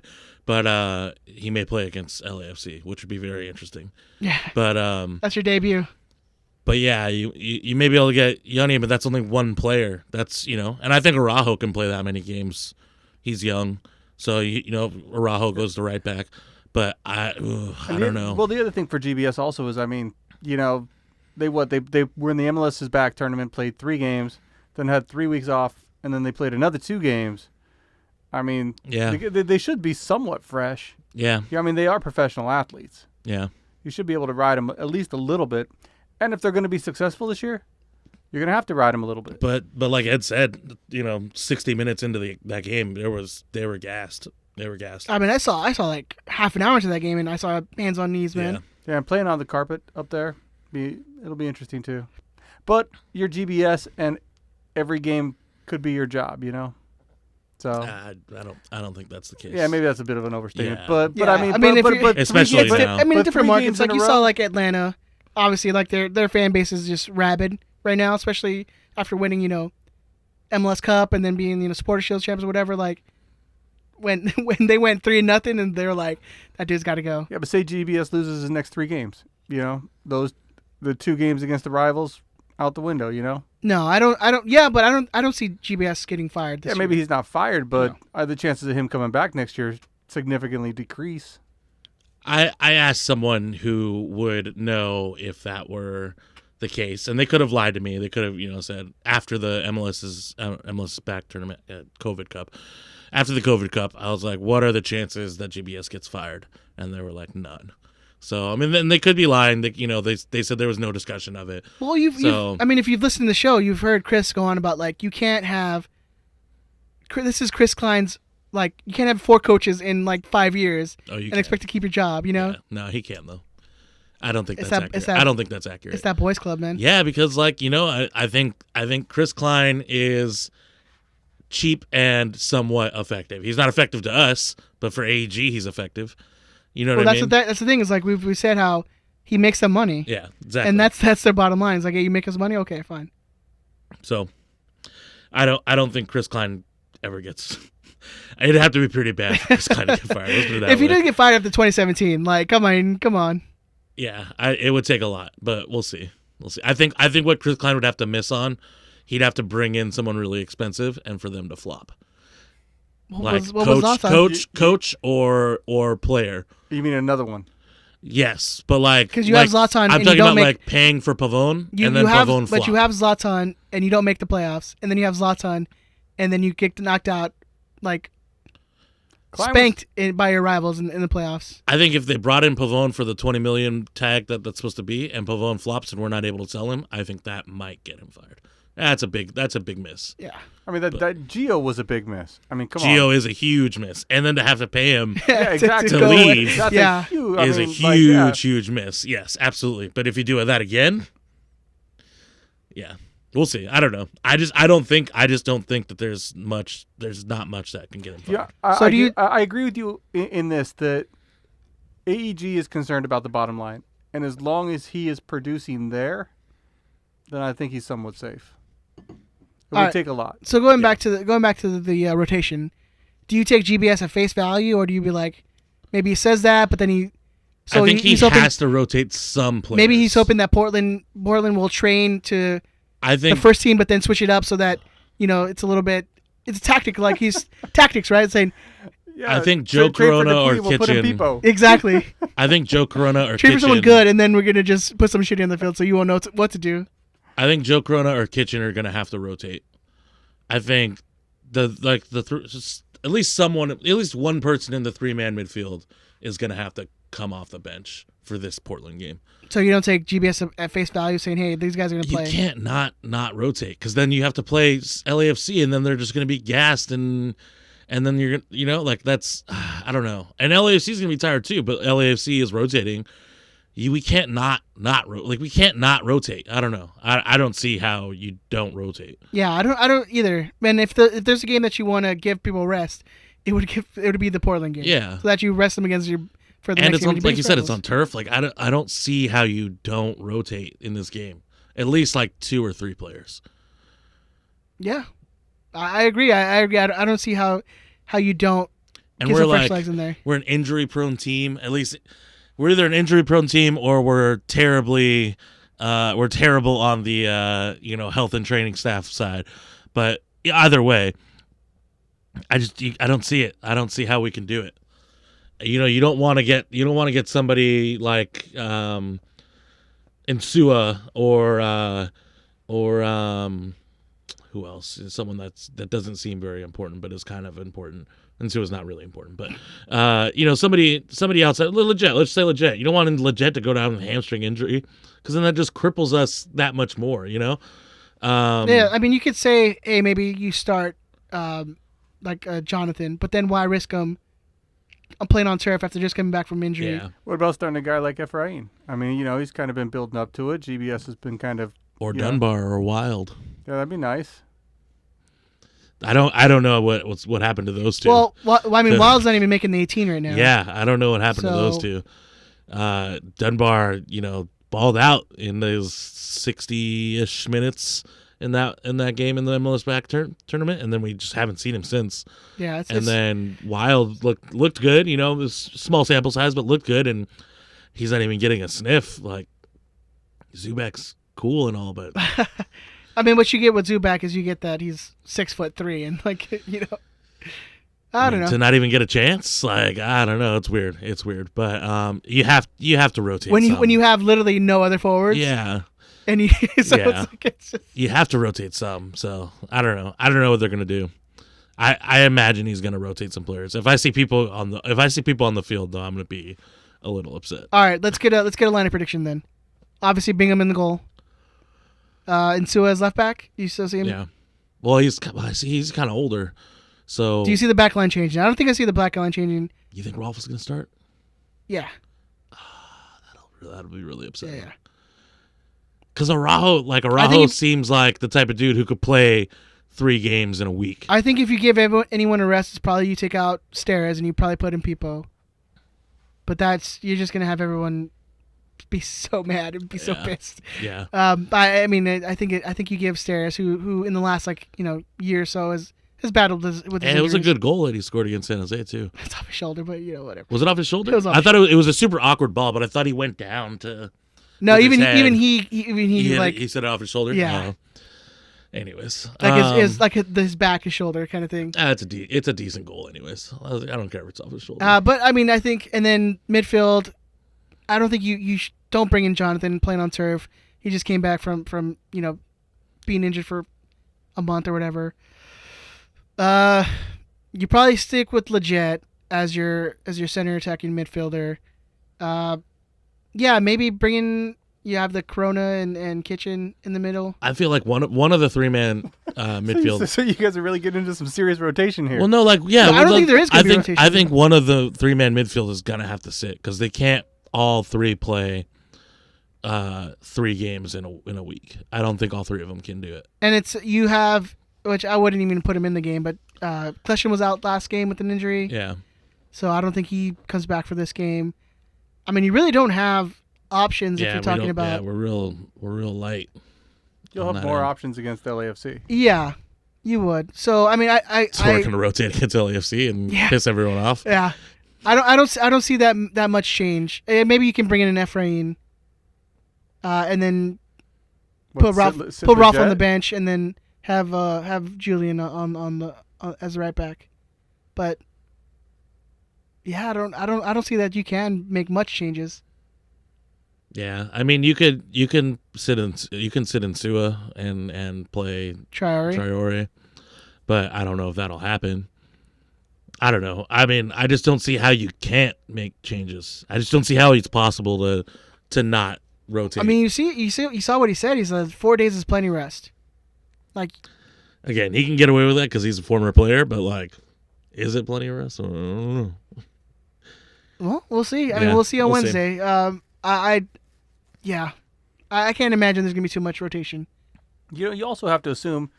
I mean, GBS may be sort of off the hot seat, but the players have to feel that too. They have to know that GBS goes, there's going to be changes. A lot of them could be sort of playing for their jobs. Sorry, you caught me right. I was drinking. Yeah, I was looking at the YouTube comments. Yeah, I don't know if they're. It'd be very unfortunate if you see this team take a day off a little bit. But I mean, I guess again, you're playing every 4 days.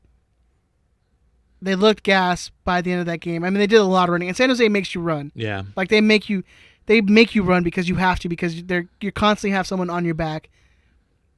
Portland's not going to do that. Portland's going to have more of a possession based. So I definitely see us just letting them have the ball, and then trying to counter them the whole night. But see, if we're gassed, like that's the last team I want my defense to be gassed against is Portland, because their attacking three are just they're going to make them work. They have to work. They're going to have to work. And it's not going to be a fun night. If Rolf sees the field, we're definitely giving up 2 or 3 goals. Especially if it's a Rolf and people combination too. Definitely giving up 2 or 3 goals. All right, let's get into it then. Let's talk score predictions. Ben, you want to give us the odds before we do that? Yeah, the Galaxy are pretty decent underdogs. Portland is a plus 105. The Galaxy are a plus 220. But the line moved quite a bit. When it opened up, it was pretty close. The Galaxy opened up at a plus 135 and shot up to a plus 220, meaning a lot of early money came in on Portland. So that's pretty crazy. Yeah, I know. I thought that was kind of crazy too. Well, that's just in a day. Yeah, it was asked when it opened up. Yeah, it opened yesterday. So yeah. It was especially crazy. for MLS, like you don't see the lines move that much. No, and it makes me wonder. I mean, like, what's the money coming in on Portland? I mean, yeah, that was their insider information. Exactly. You're such a gambler. You're such a gambler. So the predicted score they have is Portland 2, the Galaxy 1. So the draw is the long shot at a plus 275. I definitely see more goals than 2 and 1. Yeah, so, yeah. Both teams are total goals is 3. Total goals is 3. Portland's leaking goals. Yeah. We're bound to leak goals. I mean, we did 2 against San Jose, and they were pretty shoddy. Yeah, man. I guess you're a guest, so you no, fuck you, Ben. You guess. Guess go first. I'll go. I'll go first. My prediction. Score prediction, yes, sir. I'm gonna go 2-2. I think we do give up goals. I really hope Rolf doesn't see the field, but I kind of have a feeling he's going to. And if Rolf sees the field, we're definitely giving up 2 goals. He's good for at least one, especially against what's his name? Diego Valeri. Not Valeri. It's the dude on the other side, Blanco. Oh yeah. He's gonna get eaten alive. Bobasay is gonna fucking eat him alive, dude. So I think we score 2 and they score 2. I think we go down early and then we come back again to tie it. My goal scorers are gonna be Pavone because you kind of have to right now. You kind of have to give it up to Pavone. And I'm gonna give Leggett. Another goal. I'm riding the Leggett train. I want him to be I want to give him the confidence. My men. So Seba, Pavone and Seba. Okay. I can see that happening. We got to drop points sometime in the next couple of games. I mean, it's bound to happen. I'm not saying it's gonna be a pretty. I honestly thought it would have been the Seattle game that we would drop points. Yeah, I for sure thought we were losing the Seattle game. Well, I think I predicted a draw. I think you did, if I remember correctly. I think both you and Chris predicted a draw, and I predicted a loss. Yeah. Yeah, because you're smart. I should have got points for that. Big Tony, I should get points for that. Technically, there was no game, so they drew 0-0, but, whatever. So Actually, it's Ben's turn. the game was postponed, so Yeah. there was So we'll see. Well, any word on when those games are going to be replayed? I don't know. I don't know. Who knows? But they may just throw them out. I mean, with this No, season, they're who not going knows? to. They said they're going to reschedule them. So we'll see. I think it's probably going to go. Well, they even haven't even announced the next bubble or the next phase of the games or whatever. But yeah. Ben, it's your turn. You got the goose egg on the. That's a good prediction. I like the 2-2. I mean, I was thinking 2-2 popped in my head too. Portland coming back. I mean, since they got back from Orlando, since COVID Cup, they haven't won. They lost and drew. They got pounded. They got they got pounded by Seattle. I mean, but they're leaking Seattle's a lot playing of awesome. goals. I mean, Seattle pounded. They beat the shit out of Chivas. So it's hard. That game's hard to decide. And how good is Salt Lake? I mean, it's 4-4. There's going to be goals in this game. So the question is, can the Galaxy continue to score, and who's going to do it? I mean, so I'm going to do what I always do. I'm going to go with Vegas, and I'm going to call 2-1 Portland. Okay. And I'm going to say, you got to go with Pavone, probably on a penalty. I can see that. Yeah, I was gonna pick a loss, but I want to positive vibes over here. I'm in the Chris chair. Positive vibes. So Bixby's he's our correspondent. He's our YouTube correspondent. He says all the other games that were boycotted were rescheduled for September 9th and 10th, but we're the only team they haven't announced for a rescheduled game yet. Interesting. So okay, we'll see. My score. Do you guys still have the betting sponsor? Do you guys still have money?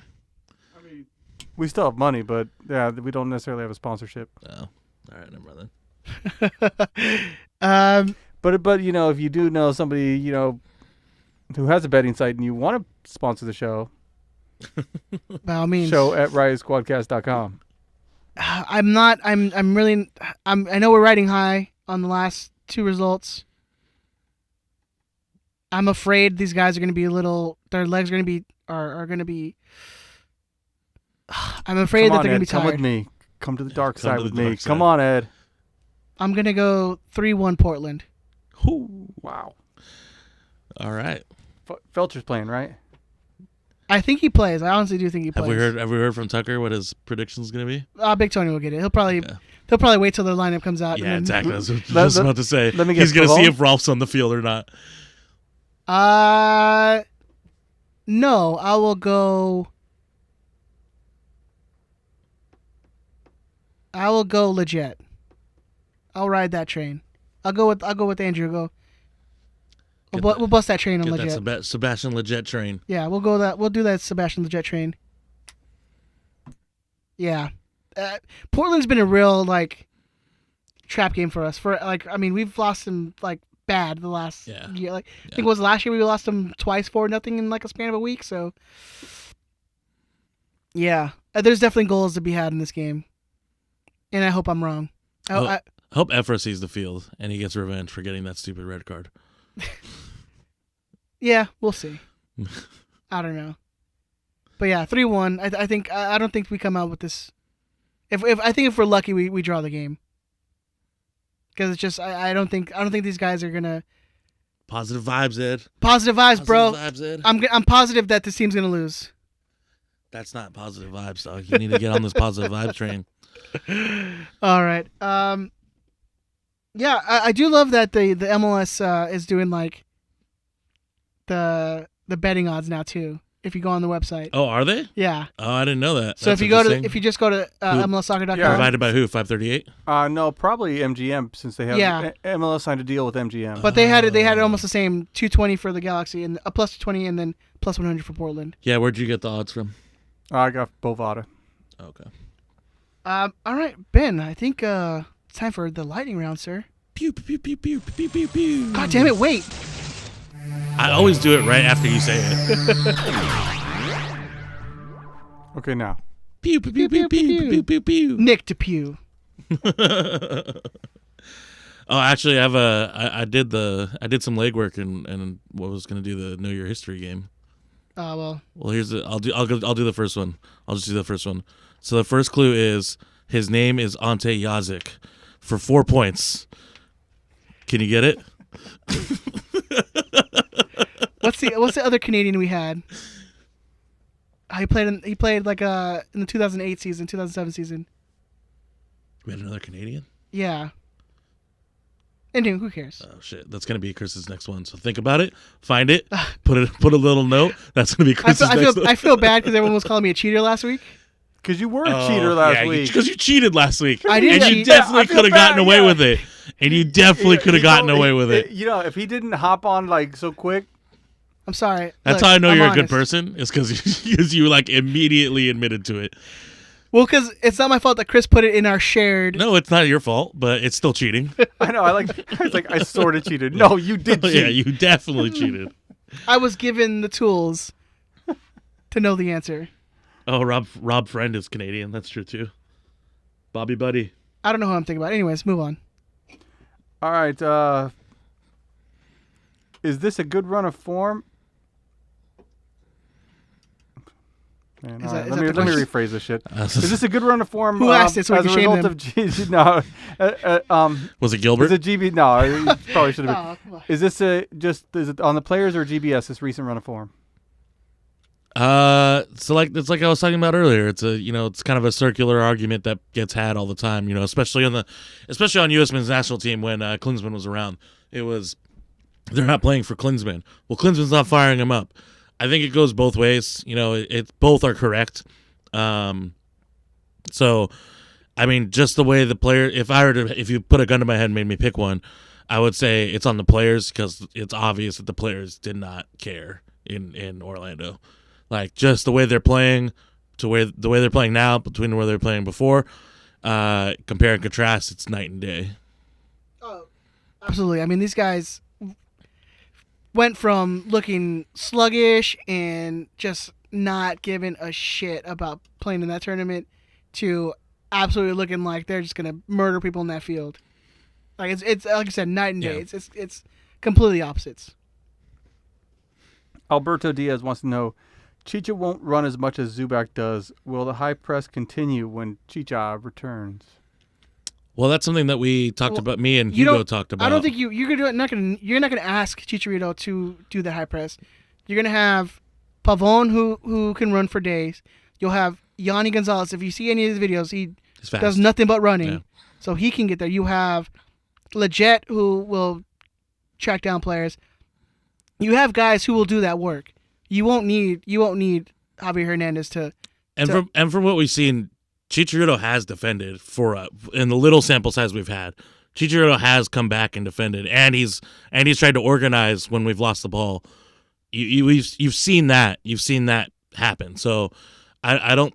It's something that me and Hugo talked about. Shout out Hugo on Twitter during the last game. Is that Zubac just runs like he's got no soccer IQ. He just runs, and he's talking about making runs, offensively, but even defensively, you don't need to just run if you know what you're doing. If you know where the ball's going, you know what you're going to be. If that's the job that he's asked to do, is just to constantly put pressure on whoever has the ball. We won't need Chicharito to do that. No, we won't need that's what I'm Chicharito saying. to just run around all the time. Exactly. Yeah. They're not gonna.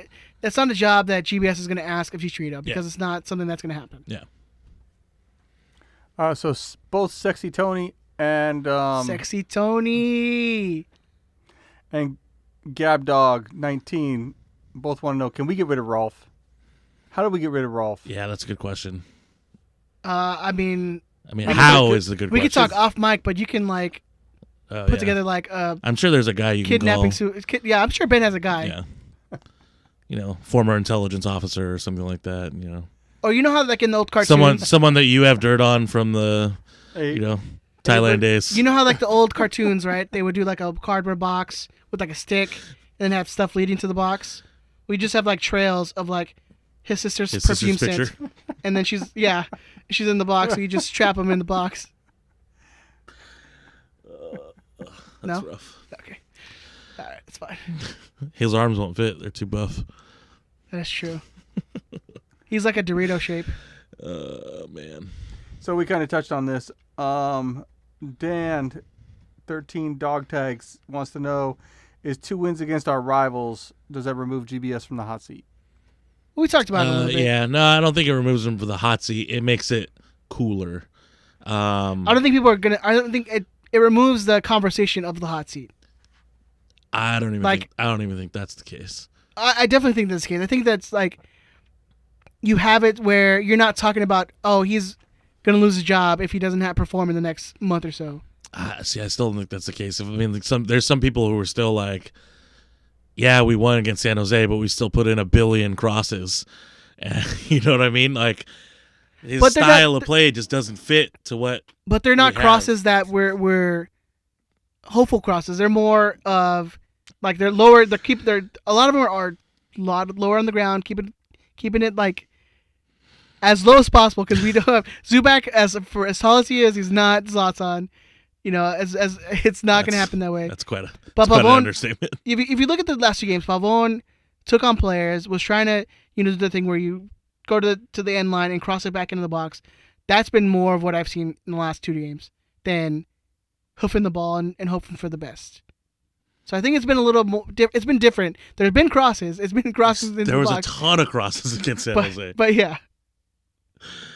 Yeah. So I don't think it removes him from the hot seat. I don't think it removes the question of a hot seat. I think it cools it, especially beating your rivals. It's 2 rivals, like you said in the question. But if he comes out flat, if we lose 3 games in a row and it looks like we have no idea what we're doing, absolutely he's back on the. Well, yeah. Obviously, if we get beaten like 5-0 for the next 3 games, like he'll be back on the hot seat. But I still think having these 2 games and you're beating your 2 rivals, like I think it removes it lessens the conversations that are being online about him being on. But the conversation's still there. I still see people say GPS is out, so it's still around. It's not gone. Let's put it that way. No, for sure. So Sharky14 says this game's is the first game in a long time where we felt like the ref was on our side. Thoughts? I actually had the opposite feeling. I didn't think about that. I didn't think about the ref too much, but there was some bad calls. I thought the first half. I mean, the dude just kept his whistle in his mouth the entire time. Yeah, and there was some fouls that for sure. Yeah, I mean the penalty. Like it's a penalty. penalty. I don't understand. They were arguing with it on the broadcast, but that's funny. Someone posted. I forgot if it was in the Discord, where an LAFC fan posted on Twitter, "You guys need VAR to help you win," and then and then another LAFC fan commented. I think it might have been Reddit, where it commented like they beat us last week. And it was the most beautiful thing that I've seen in a while. Oh man! I should have read it like I read the unaware Oh my god, dude! Fans. Oh man. Anyways, I was working today, and then the dude came in with like a LAFC face mask and just stared at him because I had the shirt on, so I just stared at him and went, "Sup, dog? I'll fight you." That's right. I don't care. I ain't got no boss. I work for myself. Boss bitch. I'm a boss ass bitch.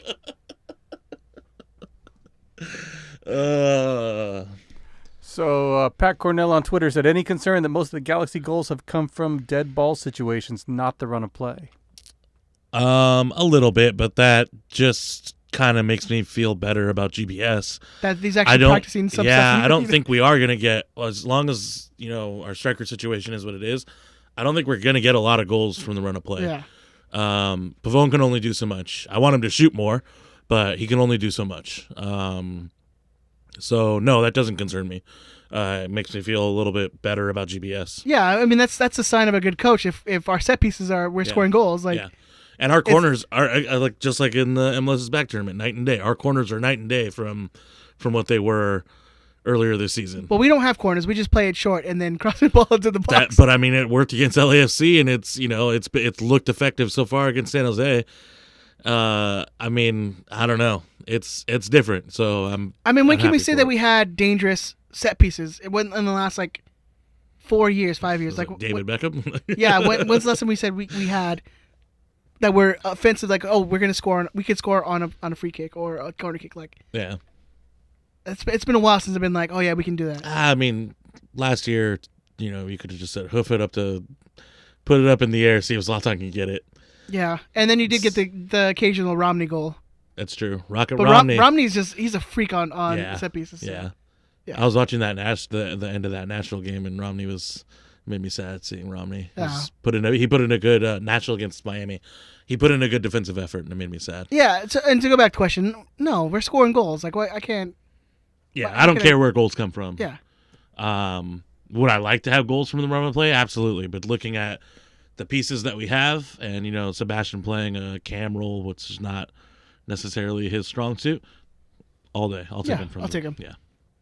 Mark Parker asked, it seems like the biggest change in the Galaxy team has been their heart and their desire. What do you think is the catalyst for that change? I wouldn't say heart, I'd say balls. Like, I would just say, like... No, heart's good, he's probably just trying heart, to keep it fight, clean, grit. But I agree with you. We know Mark. Mark is... Yeah, they finally got some balls to just balls, to man. hit somebody. I mean, if it does have to do with GBS feeling the heat, then maybe we should just keep the GBS out train, keep going forever. Well, that's what the same thing with Legit, man. Everyone's saying just keep talking shit to that dude, so he keeps playing. Yeah. So I mean, I don't know. What do you guys think the catalyst is? I think it has to do with GBS thinking that his job may be in danger. Yeah, man, I think, there's so many variables. Like, no, I think is it that the players on. like actually feel shame from that performance they had in the tournament? Is it GBS feeling like his job's on the line? I think it's a combination. Well, I mean, you can imagine what he said to the players when he called them out publicly. I mean, if he's calling them out publicly saying, hey, I think they quit, whatever, what is he telling them in the room? And how is he telling it to them? I mean, is that he's a catalyst definitely screaming hey, obscenities in exactly, Spanish, hey, you like, mother, very loudly. yeah, are you pull your head out of your damn ass, I would hope, throw some balls, hit somebody. I would hope he would use Araujo, an 18-year-old, as an example to be like, how come you grown-ass men aren't playing like this 18-year-old? I would hope that would be the case. I mean, if he's calling him out publicly saying, like, they gave up, like, I wonder what he's saying in the locker room. And good, whatever he's saying. Yeah, whatever's just working. Yeah, so. Exactly. But I do think it's a combination of, like, GBS putting fire into these guys' asses, and then the players like, you know what? We can't play like we did it in that tournament. Even if they didn't give a shit about the tournament or whatever. Like, they're embarrassing. They can't do that anymore. Ben's over here laughing at some Rolf gifts. I don't know why. What's the next question, Ben? Ben laughs when he gets a boner. That's the weirdest statement I've heard all day. So that's the title. Ben's boner. Dre Sound wants to know, is there any chance we keep Pavone? Is there a doesn't chance? sound like it. Is there a There's chance? Sure, there's yeah. a chance, but it doesn't sound like we're going to keep him. I mean, so it's reports coming from Argentina, so do with that. take it with as a you grain will. of salt, yeah. But it doesn't sound like we're going to keep him. It's all going to depend on the price tag. Yeah. Like, I mean, this could be a ploy for Boca to get more money. Yeah, but I mean, yeah, or for them to actually say, hey, give us the 20 actually million get the 20 million, yeah. which is everyone, even TTK is like, that's not the price tag. Yeah. So, I mean, I would give him 20 million. I would be like, yes. But the thing is, if he goes back to Boca, like, one, is he going to start right away? Is he going to play right away? I mean, maybe. We don't know. We don't know for sure. But are they going to recoup the money that they thought they were going to get from him? Probably not. If we can be the biggest bigger, why wouldn't they take it? I find it hard to believe we would be the biggest bidder. But who's going to outbid? Who's going to outbid for him? I mean, he's playing in MLS. Who's seen what he's playing, and he's playing on a team that's bad. Who's going to be like, especially in this climate, this soccer climate where everything's weird, shit's happening. That's we're in the pandemic. Who's going to be like, what? I don't know, man. People watch games all over the place. I just No, find it for hard sure. to believe that the Galaxy would be the highest bidder ever. I mean, like, in any situation. You look at what happened with what's his name? The guy that went to Chivas last year. Antuna? Yeah, with Antuna. He had a couple good years in Mexican team.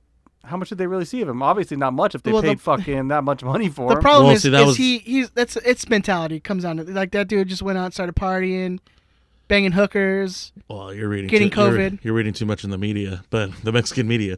But oh no, that dude's totally got caught with hookers. But okay. Hanging with Gio? Yeah. Huh? Hey man. Hanging with Gio?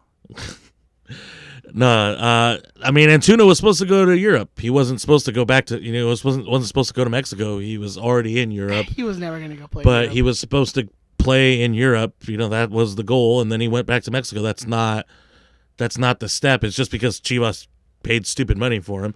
But I mean, with Pavone, it's the same thing. Like going back to Boca would be a step back. Staying with us would technically be a step back, but you still have the launching pad of going, somewhere else. Uncle Dishwasher wants Put some you guys respect to on my name, dude. rate. Come on. Hey, take it easy. Uncle Dishwasher wants you guys to rate GBS's hot seat scale of 1 to 10, 10 being the hottest. I'd give him like a 6.5. Yeah, I was gonna. That's exactly what it popped. 6.5, 7. Yeah, he's not like an 8 is getting up there. 10 is like you're getting fired, right? Like that's the hottest. 10 is you're getting fired. 9 is like you're on the precipice of getting fired. Even if you win the next 2 games, you're probably still gonna get fired. 10 is like Jurgen Klinsmann's in the stands, and then you're like, oh, the rumors of him taking over as coach. Yeah. 8 is you're there. You can turn it around. You can turn it around, but it's gonna take a lot to turn it around. Yeah. I think 6.5.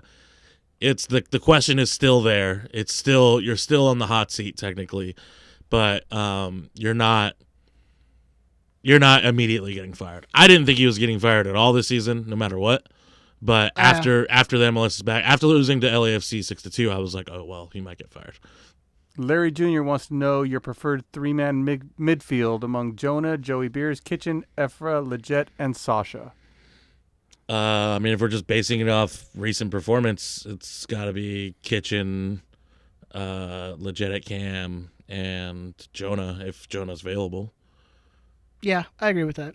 Because Kitchen's been playing better than Joey Beers. He's been playing like the guy we thought we'd get. Yeah, exactly. That's exactly what it is. He's been playing like we thought we got the guy who went to Europe and came back, and he's a CDM, and he's a destroyer. The American who was captaining a Scottish Premier League team. Like, you got to have some, like, something. Have you seen Scottish Premier League? Yeah, dude. But I'm saying, shout out Bixby, because he's a big SBL fan. But it ain't the silkiest, but dudes are going on tackles, man. Oh yeah, it's a hard league for sure. To be the hard dude and the captain of your team, a Scottish team, like you got to be like, all right. Yeah, well, that's what he was supposed to be here. Exactly. That's what we complained about for his first 3.5 years here. Has he earned his name back? Is he still Kevin? No, he's still Kevin on Twitter. Kevin. We'll call him Kev. Kev. Just call him Kev. Big Kev. Big Kev. He gets an added bonus of big. Yes, a lot of these on Twitter that we already touched on, so we're going to finish on this one. TRVR.B wants to know what Galaxy game has given you guys the most anxiety that is a non-playoff match. The first LAFC game. That's a fair shout. That's the game you bailed on me on. Did I bail on you? Yeah, we were sitting together, or we were standing together, and because we were losing 3-0, and I was like, "Fuck this! I'm hungry. I'm gonna get something to eat." I'm hungry. I'm fat, dude. What do you mean? Like I know you never came back. I stuffed chicken in my face because I'm in the pain. entire game. I came back. No, you didn't come back down to where not we for were. you, because I don't want to be with you. That's fucked up. I wanted to be with my friends. I mean, yeah, any LAFC game that's non-playoff, I guess would be a good shout. Tucker's friend. I would, I'd probably argue that the first LAFC game at their stadium would probably be more anxiety, but I don't know. Yeah, it's fair. Yeah, that's because it's the first one. Like, even though it's been 2 years in the making, like. After years of abuse, going up to San Jose gives me anxiety. Yeah, like, any of those San Jose Stanford games any away game where we have like a 2-goal lead and you could just feel it slipping away. It's like yeah. Like fuck. Yeah. Or what was the game? It was against Portland. And I think we were up like 2-0 or whatever, and they came back and beat us. It was a game where Caleb Porter was celebrating in front of Bruce. And there's like a gift of those. Yeah. That was a game that was hard. Oh, that was heartbreaking. It might have been my first Portland trip, too. That was tough. The booze helped, though. Booze always helps. The booze helped. Yeah. But does anything top the 09 Cup final that you guys are at? That was so much fun, man. I will always say it. Had the Galaxy won, that trip will never be able to be topped. Ever. Yeah, the drive back was brutal, and we ran into traffic in Oregon. and it was like it took way longer than it took us to get up there, but the drive back was fucking brutal because we lost.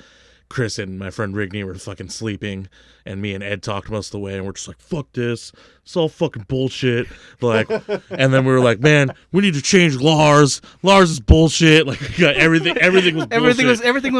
everything was, dude, because here's the thing, a little extra caveat too, is because I had a girlfriend at the time, and she'd like stopped texting me for like a week before that.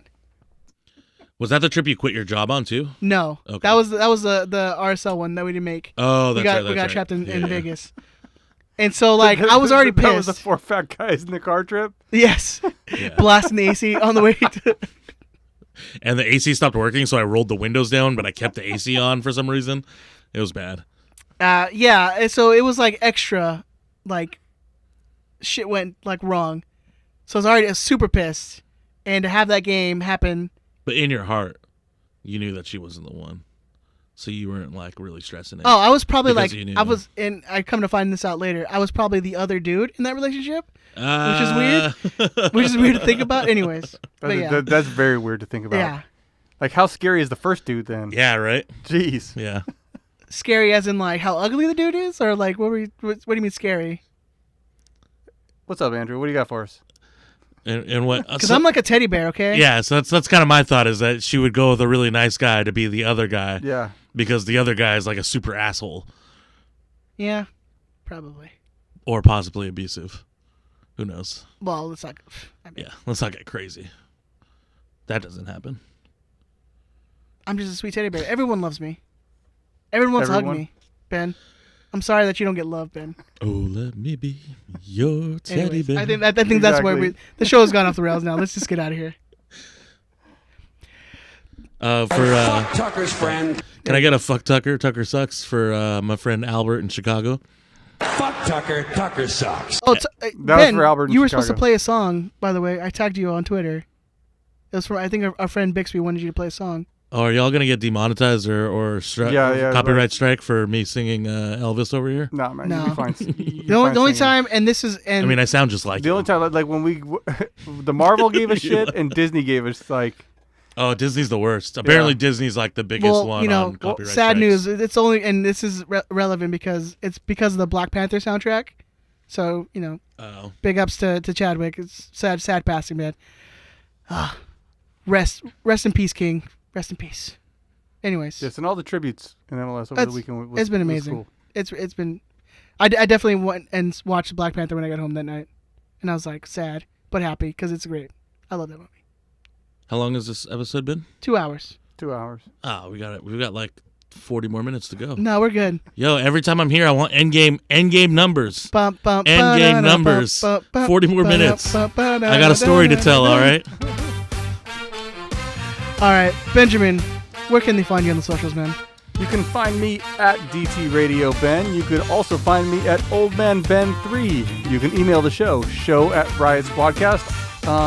So you're probably better off riotsquadcast@gmail.com. I don't think we've gotten an actual email through the website No. since Ramsey's, like before MLS was back there. Well, because I asked him, he said, he's like, oh, I got some information on Twitter or something. I was like, oh, send it to the email. That's it. So Yeah, right. I bet Ben just got a crazy filter and nothing's coming through. No, dude, we get all this like Russian spam all the time. it's all WWE news because I signed up for a free trial. or that, yeah. was Like like- I always know when they've signed up for a new free trial, like HBO Max, like all the shit. Yep, honestly. Andrew, where can they find your friend? You can find me on social media at ZeroCool138. That's at ZeroCool138. You can get in contact with Andrew's friend at Samoa Bob. Oh yeah, if you want to make a banner, you can make a banner. If you want help learning how to make a banner, like I'm not personally going to help you, but I can still tell you what to do. You can find out my friend at Samoa Bob on Instagram and Twitter. You can find me on Twitter and Instagram at EdTheZombie13. You can find the show on Twitter, Instagram, Facebook, YouTube, SoundCloud, all your podcasting shit. I think Google Music has gone away now, but Yeah, they're getting rid of it. But they said they were going to get rid of Hangouts like 5 years ago, and it's still around. but yeah, Riot Squadcast. Make sure you're liking, make sure you're sharing, make sure you're subscribing. We'd love to get you guys to help us out in that aspect. Reviews, I mean, I don't think we've seen a review in a while. If you guys want to give us 5 stars, that's cool. We'd appreciate that too. Again, for just for your knowledge, we're more than likely going to start moving to Wednesday nights for live shows due to the school schedule and all that stuff. So keep an eye out on our socials for all that. We love you guys. Stay safe. Be kind to one another. Don't be dicks. I know this is, especially around this time, everyone's at each other's throats, but we're all G's. G's up, baby. Kings of California. Sleep on that California king size bed, baby. Yeah, baby. Hey. Bye. Fuck you, Brian. Suck a dick, bitch. Woo!